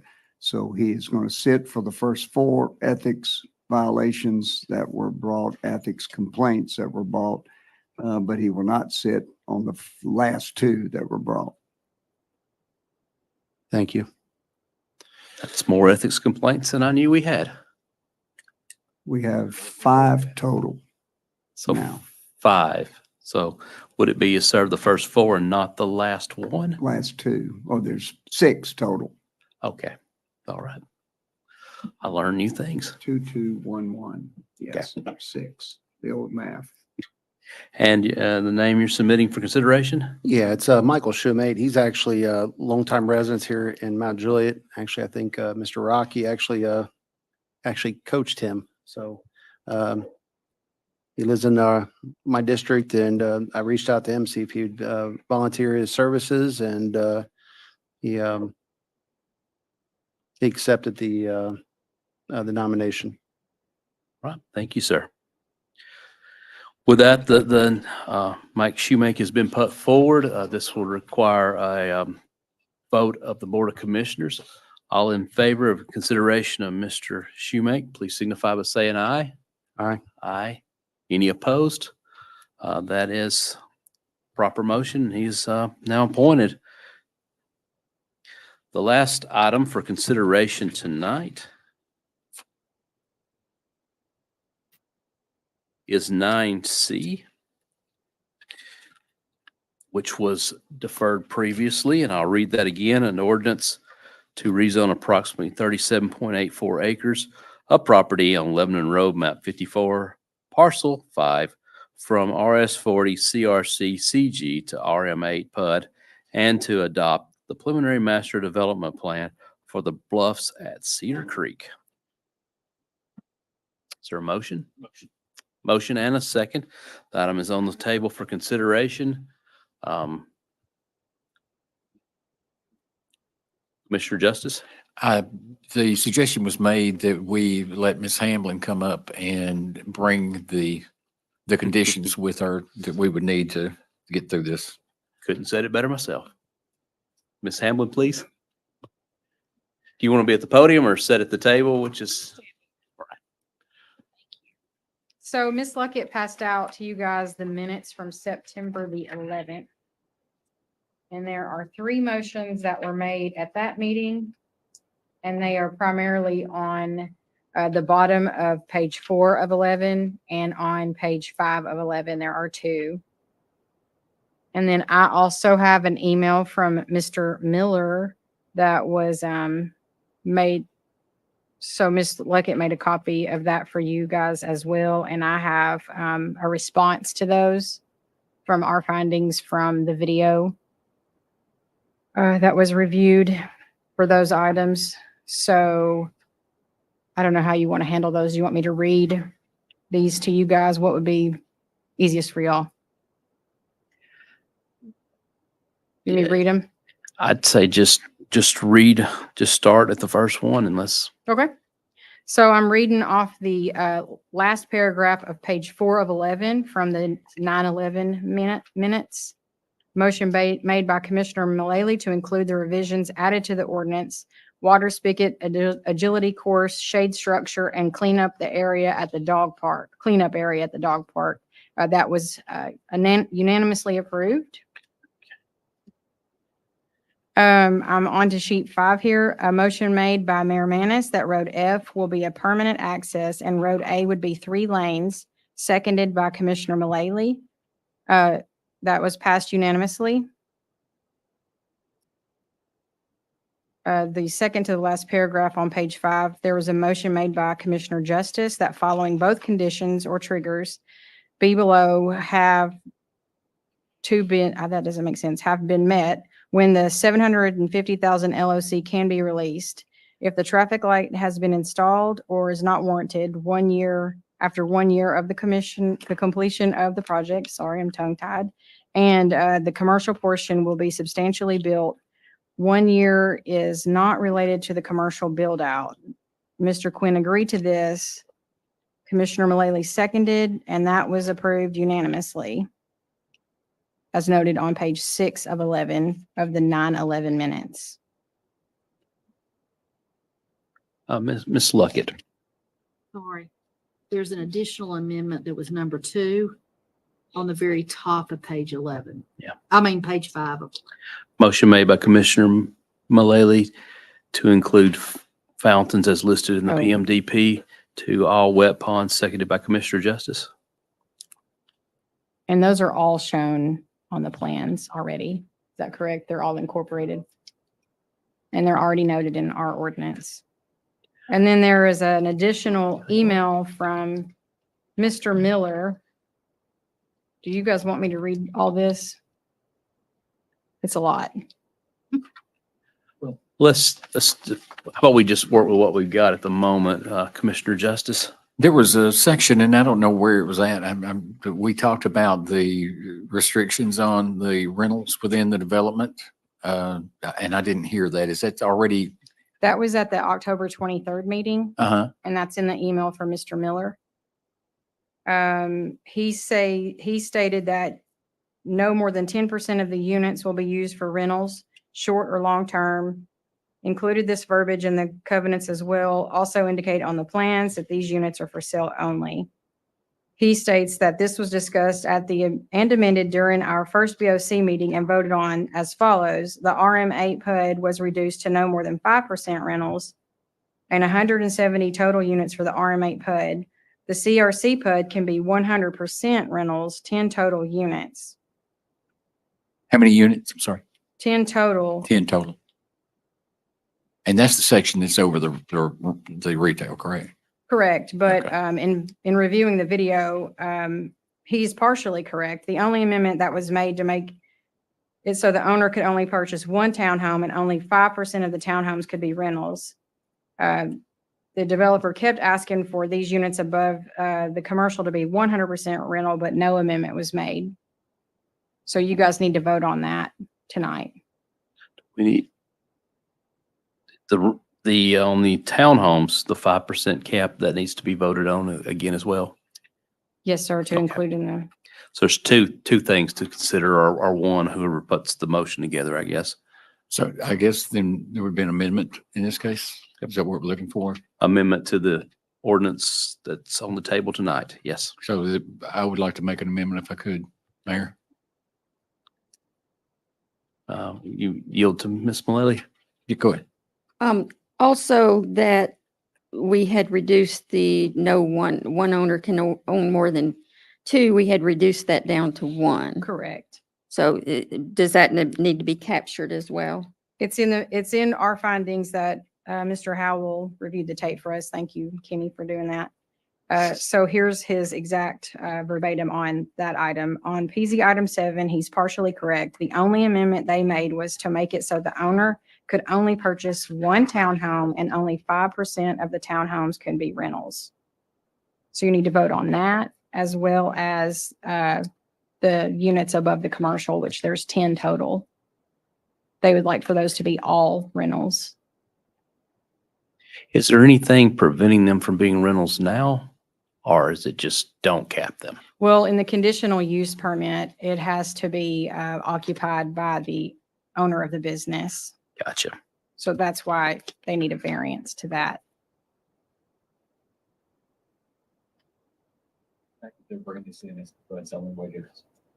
Well, a conditional use permit can be heard at the Board of Zoning Appeals, but the Board of Commissioners has the authority to grant those as part of the PUD process.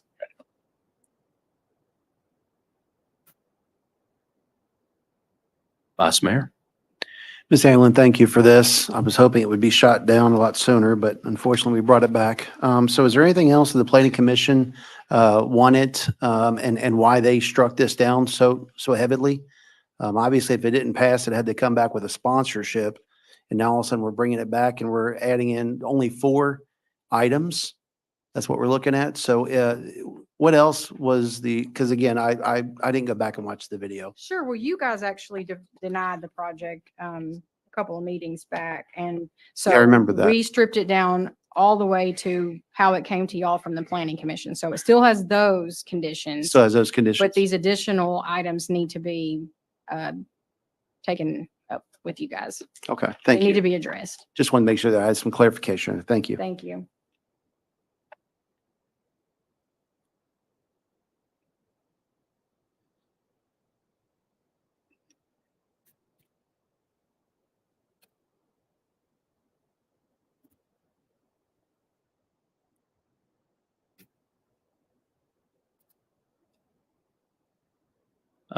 Commissioner Justice, what was the question? Do we need that amendment?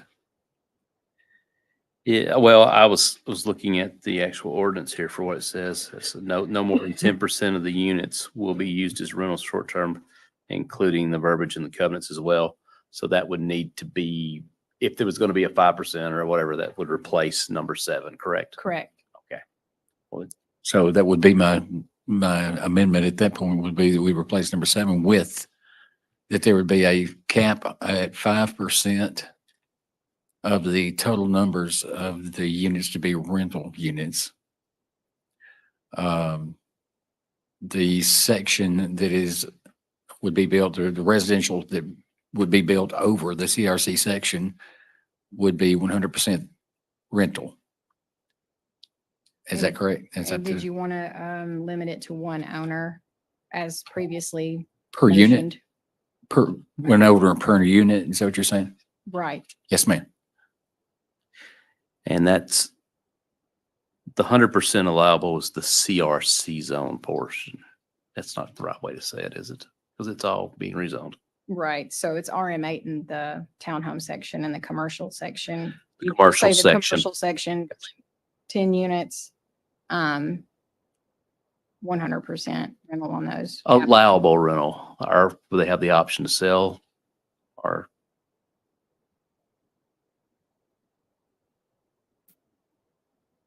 I don't think we want to stop them from selling something if we, I would just max out their, if they choose to sell them, just let them sell them.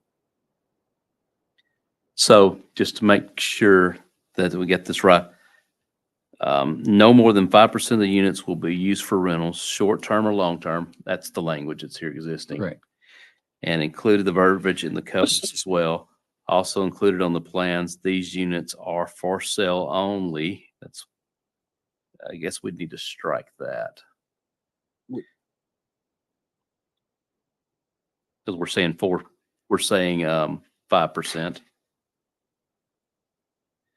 And of the commercial sections, 100% of that would be allowable for rental. Mayor, Yes.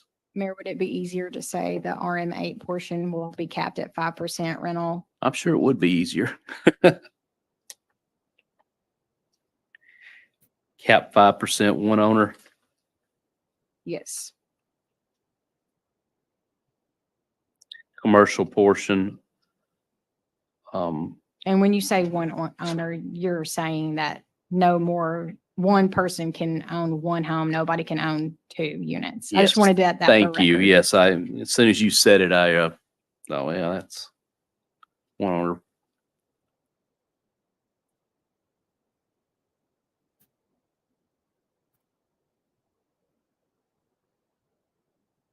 All right.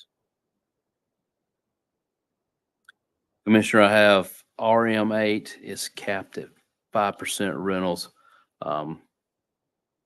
With you can only have an owner owning one of the units, and all the commercial is 100% allowable rental. Only the commercial, we said. Right. Correct. Yeah, the RM8 portion is capped at 5%. And that would replace basically number 7, or would replace the language in 7. Would it be okay if I reworded that a little bit, that no person or entity shall own more than one unit? Let me write that down.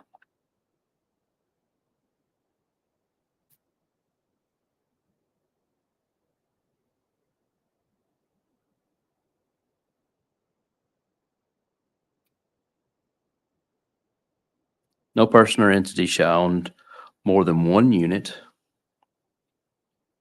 And you were speaking to the RM8 portion? Correct. Okay. With a cap of 5% of the units rentals. 5% of the RM8 as rentals. Are you okay? Yes, sir. Did someone second?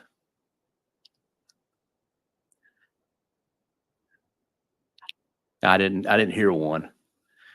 Okay. I don't blame someone for not seconding if we don't have the language right. So no person or entity shall own more than one RM8 unit with a cap of 5% rentals on the RM8s. And the commercial shall be 100% rental. Commercial Allowable. shall be 100% Allowable allowable rentals. Yes, sir. And that's capped at 10 units, just in case they tried to add more after. Cap it at 10. The 10 commercial units I'm sorry. shall be 100% allowable rentals. I just know the wiggle room that sometimes these make, so.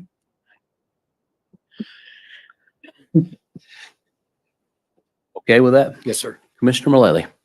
On the commercial part, do we need to add language that, and I think it was discussed, but wasn't reflected in the verbiage just now, I don't think, to limit that to one owner, like for the commercial, the rentals, the 10 units? Well, I didn't think that was necessary because if they're going to be rentals, they're going to have one owner anyways. All 10 units would have one owner, for instance. You see what I'm saying? I can't imagine that the 10 units would have. Do you think that it would be? Mhm. Unless you feel more comfortable. Okay, yeah, as long as that's good. But if it were sold, I see your point. Yeah. If it were sold, each unit individually, but I mean 10 units over commercial, it just doesn't give me heartburn to have those as All right, rental. and what about the language to say that the owner of the business has to live in the apartment? So we'll get to that later on. Okay, in we're not there discussion. yet. Yes, ma'am. Okay.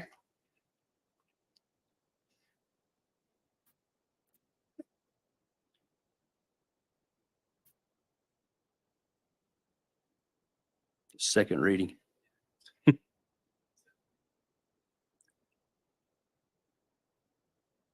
Yes, sir, later on. I'm going to bring it up separately if that's okay. The conditional use permit. She means after we deal with this Yes, ordinance, sir. our amendment. Yes, sir. Any other questions on the amendment?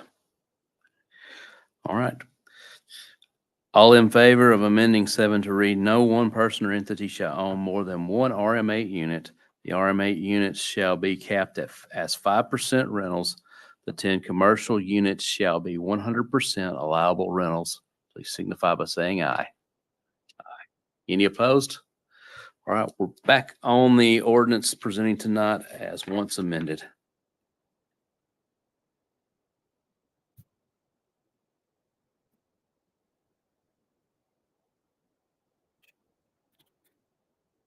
Vice Mayor.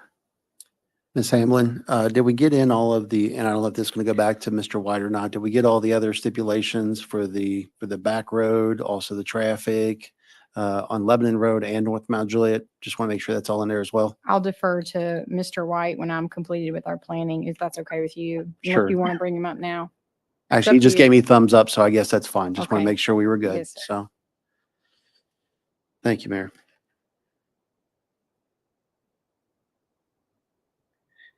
So do we want to tackle the items presented, or we feel comfortable with what was in the minutes? Well, there's a couple more items in Mr. Miller's email Okay. that he needed clarification on. Sure. It's regarding the perimeter fence. 5104.1 of the zoning ordinance respectfully to omit portions of the perimeter fence and utilize ornamental fencing where it conflicts with the stream buffer and occur. I don't know why it says occur, and along the eastern portion of the site, and added the condition that in areas where a budding lot is residentially occupied, rather than the ornamental fence, provide a low maintenance opaque fence, 6 feet in minimum height. On the exterior buffer, preserve as many trees, vegetation as possible in those area, and we've asked for a tree preservation plan. I don't know that we've gotten that yet. A lot of times those come at the FMDP, but, he's saying he spoke with Larry Cersey about the item and he requested that we install a specific type farm fence as opposed to any ornamental fencing because he's concerned with livestock being able to break through it. And he asked, what our advice is to handle that. And in Mr. Howe's findings of the video, I'm quoting him, I think he just had a private conversation with Larry and is trying to make it part of the conditions. It was discussed, and Jennifer, you said, that you had spoken with Larry and you believe that he wanted a privacy fence with the livestock fence. And Mr. Justice requested that we just needed to put the livestock fence in, but no amendment was made to that.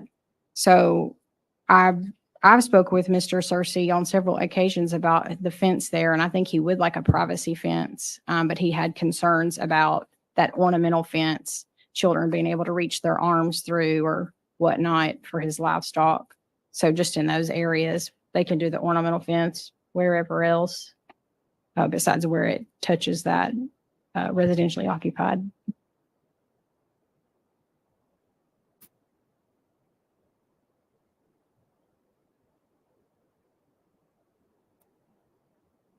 So what's Commissioner Justice?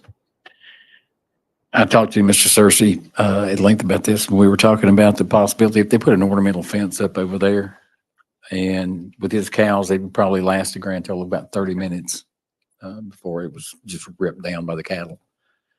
There was conversation about an additional privacy fence or something that would separate the kids from getting over to his cattle fence, the farm fence. And just to be clear, the fence will be inset 20 feet from the property line. So, I mean, I haven't seen a kid with a 20-foot arm, but that's just me. Inspector Gadgets. Yeah. Go gadget arm. So, okay. Commissioner Hefner was asking something. Are you finished? Commissioner Hefner. Thank you. Does he not have, since you spoke to Larry, does he not have a cattle fence there now? What's keeping the cattle in? He's got He does. He currently has his own. But he wants there to be that buffer separation between his cattle fence and like she was saying that so that the kids couldn't get up there and like put their. Oh, I thought he was worried about the ornamental fence being. I don't think he over. understood that it was 20 feet inset. Okay, Yes, gotcha. sir. Okay, now it makes sense. Okay. Was the assumption that it would replace his fence? I think he assumed it would be on the property line, but buffers, I would suggest granting them a variance on the landscape and behind that buffer. It's going to be incredibly difficult for them to maintain it. So I would support a fence with no landscaping in behind there as long as they preserve the trees that are there existing. I think that's a good. Preserve the natural vegetation.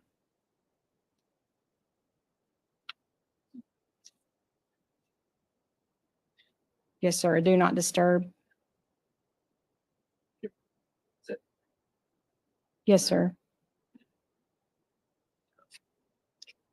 Get you on the Commissioner Justice. Did you have a suggested amendment? Yes, sir. It would change to add to that there would be between Mr. Cersey's property, the perimeter of the property would be a 20-foot do not disturb section. So that would add item number 29 under planning. 20-foot do not disturb buffer. Yes, sir. Okay.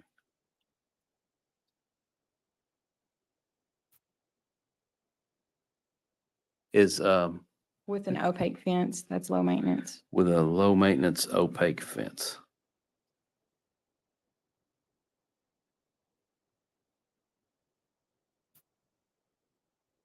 You okay with that? Yes, sir. All right. Was there a second on that?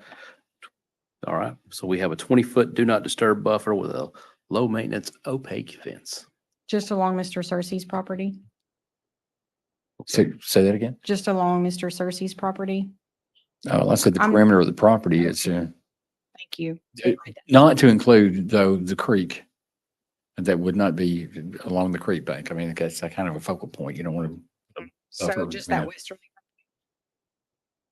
Yes. Okay with that, Commissioner? western property line.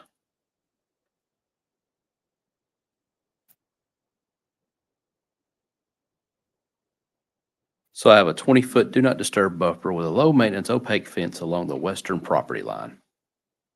Good, good, Commissioner Mullally? Your second.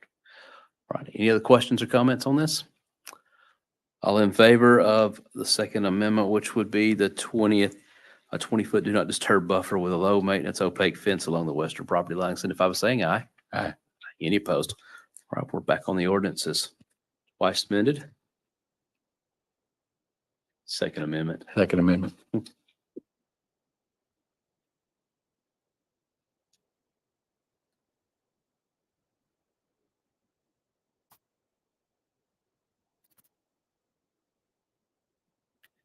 Ready? Any other, Yes, sir. This is where the conditional use permit verbiage comes into play. so number So- 25? Yes. Which these are going to be renumbered, just so y'all know on the final. Oh, so we can find it tonight. Yes. The planning commission gave this project a positive recommendation on their conditional use permit request, which you guys ultimately have the authority to approve. But you also need to include in that a waiver or a variance to A and B, and that's in my staff report, which is page, I believe, packet page 104. And that's where we talk about that the owner of the business has to occupy the residential location and that only one dwelling unit can be placed on that lot. So they're wanting to do 10 above their commercial development. So that is going to be a waiver to A and B under the supplemental uses of a conditional use permit. And the staff report included C, but you do not recommend that at this point. Yeah, it talks about hazardous occupancy, and I think it's okay to leave that in there. Yeah. Perfect. All right, I'll make that motion then to approve the conditional use with a variance for A and B. Second. Any questions or comments on this? All in favor of the approval of conditional use with a variance for A and B, please signify by saying aye. Aye. Any opposed? We're back on the ordinance as amended 3 times. Third Amendment. And that concludes that I know of all of Mr. Miller's issues for planning. As long as y'all include the 9/11 minute amendments, if y'all still wanted those included. 9/11, there was 4, page 5, and page 4. And they're already included in my comments and into the plans.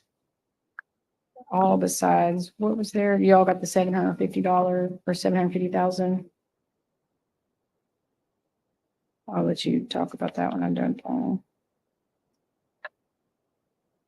The wet ponds, that's already included. I just want to clarify that before I sit down, if that's okay. I'm really sorry.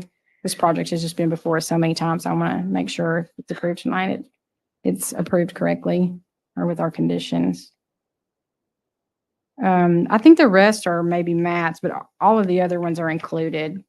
Okay. So, and also if this is approved, just include the variances they've already requested there, aside from the conditional use permit. So there's a few. It's on packet page 103. So are you referencing the staff report? Yes, sir. And it's the perimeter fence, which we just took care of. They're asking to disturb slopes exceeding 20%. We support that, but we request that they minimize disturbance where possible and not within a building envelope.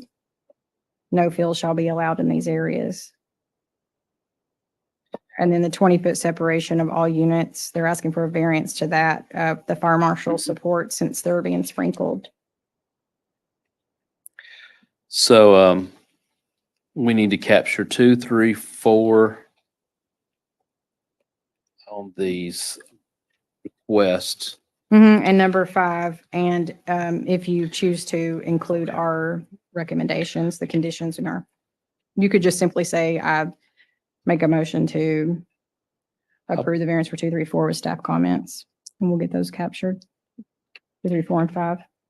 Well, then I'll do that. I'll make the motion to accept staff recommendations here on the variances in the staff report 2, 3, 4, and 5, And include our recommendations. and include staff recommendations. Second. Second. Any questions or comments on the motion? All in favor of the amendment, please signify by saying aye. Aye. Any opposed? That carries. We're back on the ordinance amended 4 times. Did you have any other? We have conditions listed in the ordinance that are already there. You could include those in your approval. We'd appreciate it.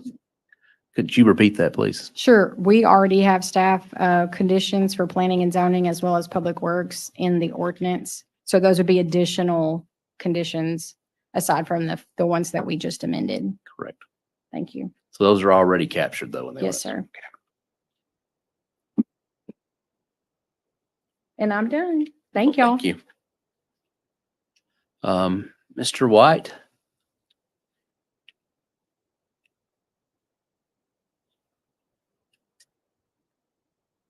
While you're walking, I'm going to ask for Oh, the Matt staff White, report. Public Works comments, anything that you want captured in this that's already in the ordinance. No, just approval with our comments and Public Works comments. Has all the road improvements and signal comments in it. And those are captured. Did you capture the road A being 3 lanes? That was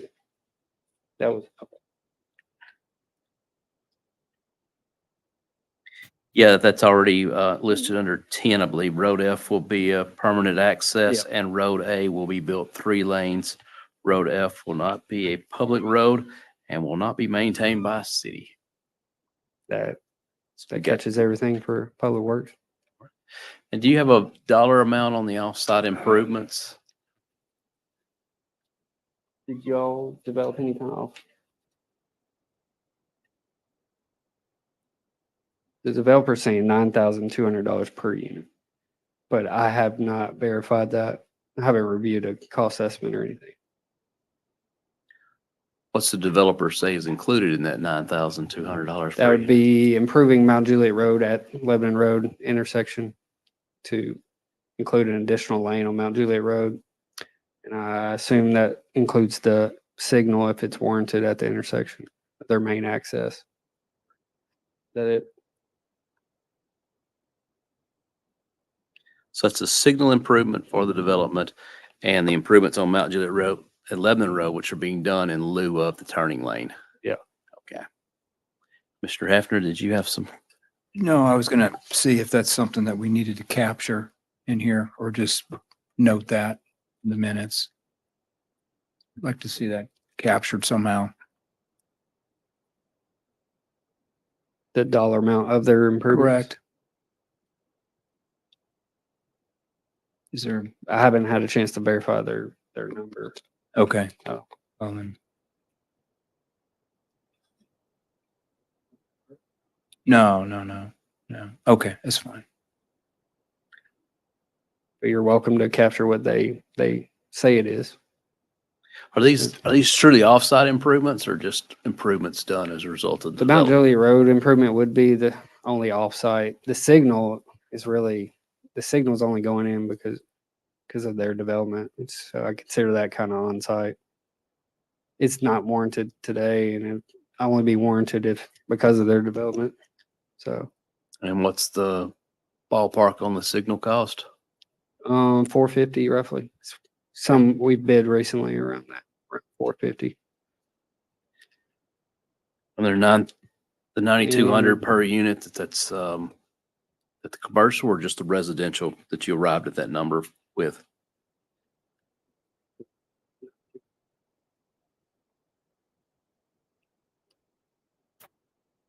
I can double check, but it should be for the total 180 units. Total units, so 180.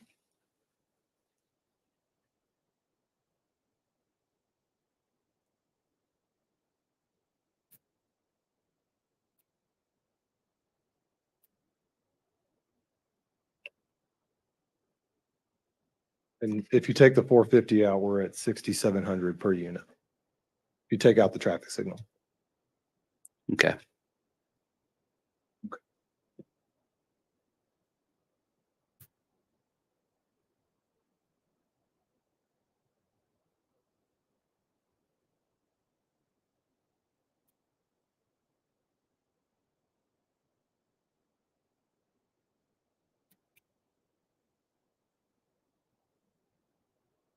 That's what I was getting at. Yeah.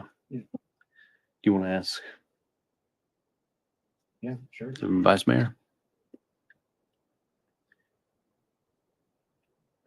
Start just trying to figure this out for the voluntary contribution. Typically, it's right around 7,500 per unit.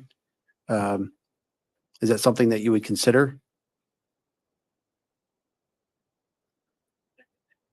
No, well, if he just went at 6,200 and no, that was before the $450,000 for the light that was not needed because the light's not, it's not part of a road improvement. It's more of it's a necessity for the project. I believe 6,700 was the number quoted. That's If you're at correct. 75, that will be a delta of 800. Mhm. Is- An additional delta of 800 per unit. That's correct, sir. If the signal's not counted, then yes, we could agree to that.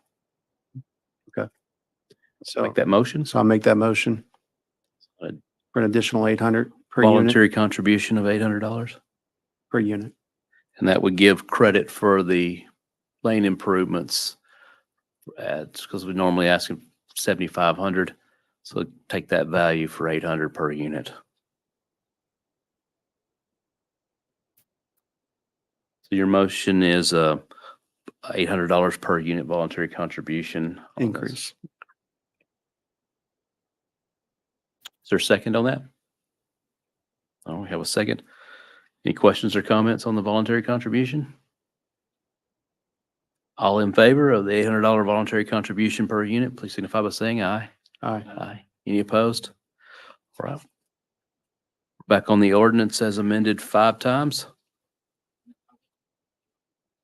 Yes, sir. Let me get your mic on. That money will be spent in the proximity of the development, correct? I mean, it can't go over, no offense, Ms. Mullally or to Commissioner Hefner. I don't want their money to be spent over on the interstate, I guess is my point. We do have that opportunity to restrict that, correct? Okay. All righty. Yes. Is there any other questions or comments on this? This is second and final reading. We got 5 amendments here. Is there anything else? Or do you have anything before we vote? We do. We have one item just to discuss. It's planning and zoning comment number 12 in the ordinance as it's written. Commercial buildings shall be completed by the 100th C of O. We're asking if there's a potential to have that amended to similar language on another development that it be going vertical by the 100th C of O.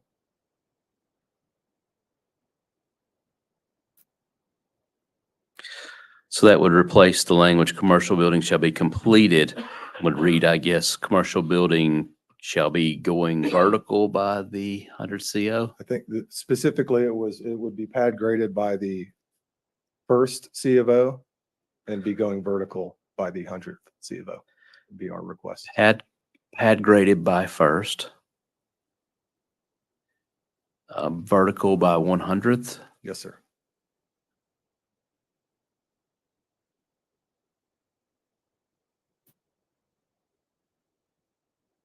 When will they be completed?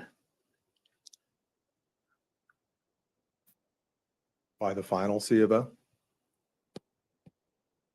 Okay. Be What's that?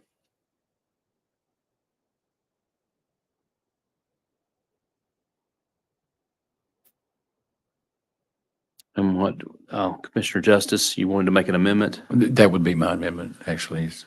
So pad prepared by the first certificate of occupancy, going vertical by the 100th and completed before the final CO is issued. Correct. Yes.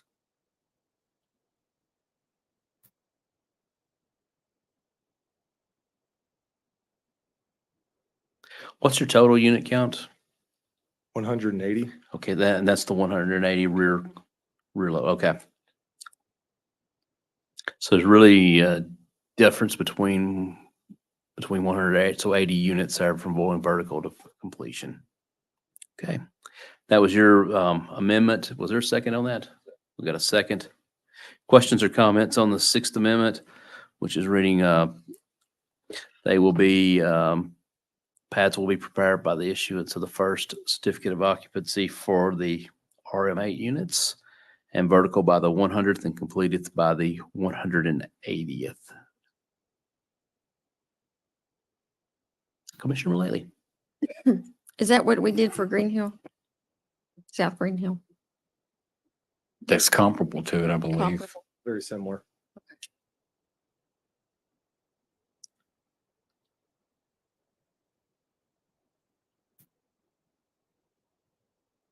If anyone else got any questions, I'm gonna look at the map.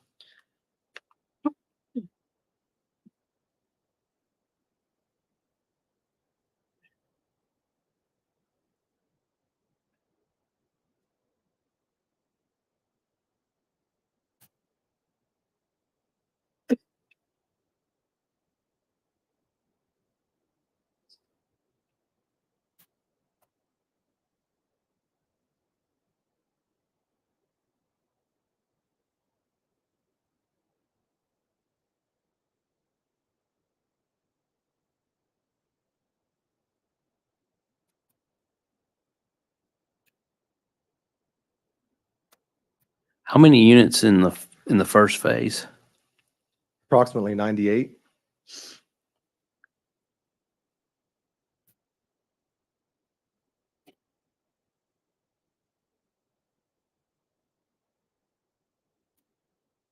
Okay.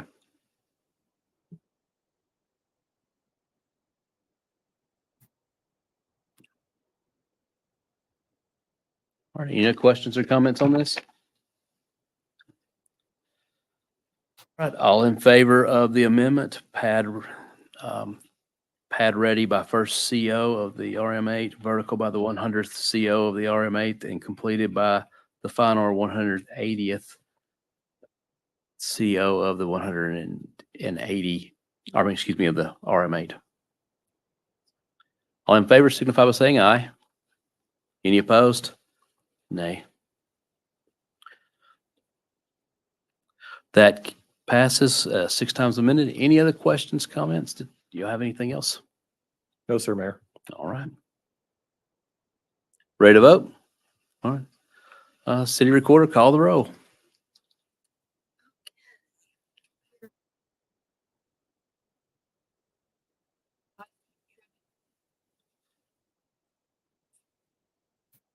It was nay. That's voting on the final here. You're a nay? Nay. Okay.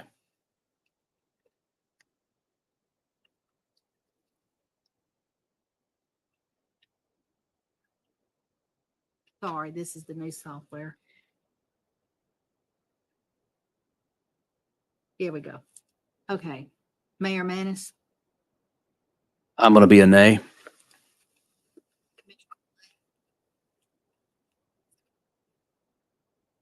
Yes. Commissioner Justice, Yes. 3-2. It's the difference between the roll call vote and just a call vote. It's just a procedure for calling the vote and then making sure she's got the record. We can go for it in the future when we'll have ability to vote here, and it will prevent the need for any questions or reviewing videos. With that, we've completed the our agenda is I'll entertain a motion to adjourn. I have a motion. Is there a second? All in favor of adjournment, please signify by saying aye. Any opposed? With that, we have a positive vote for adjournment.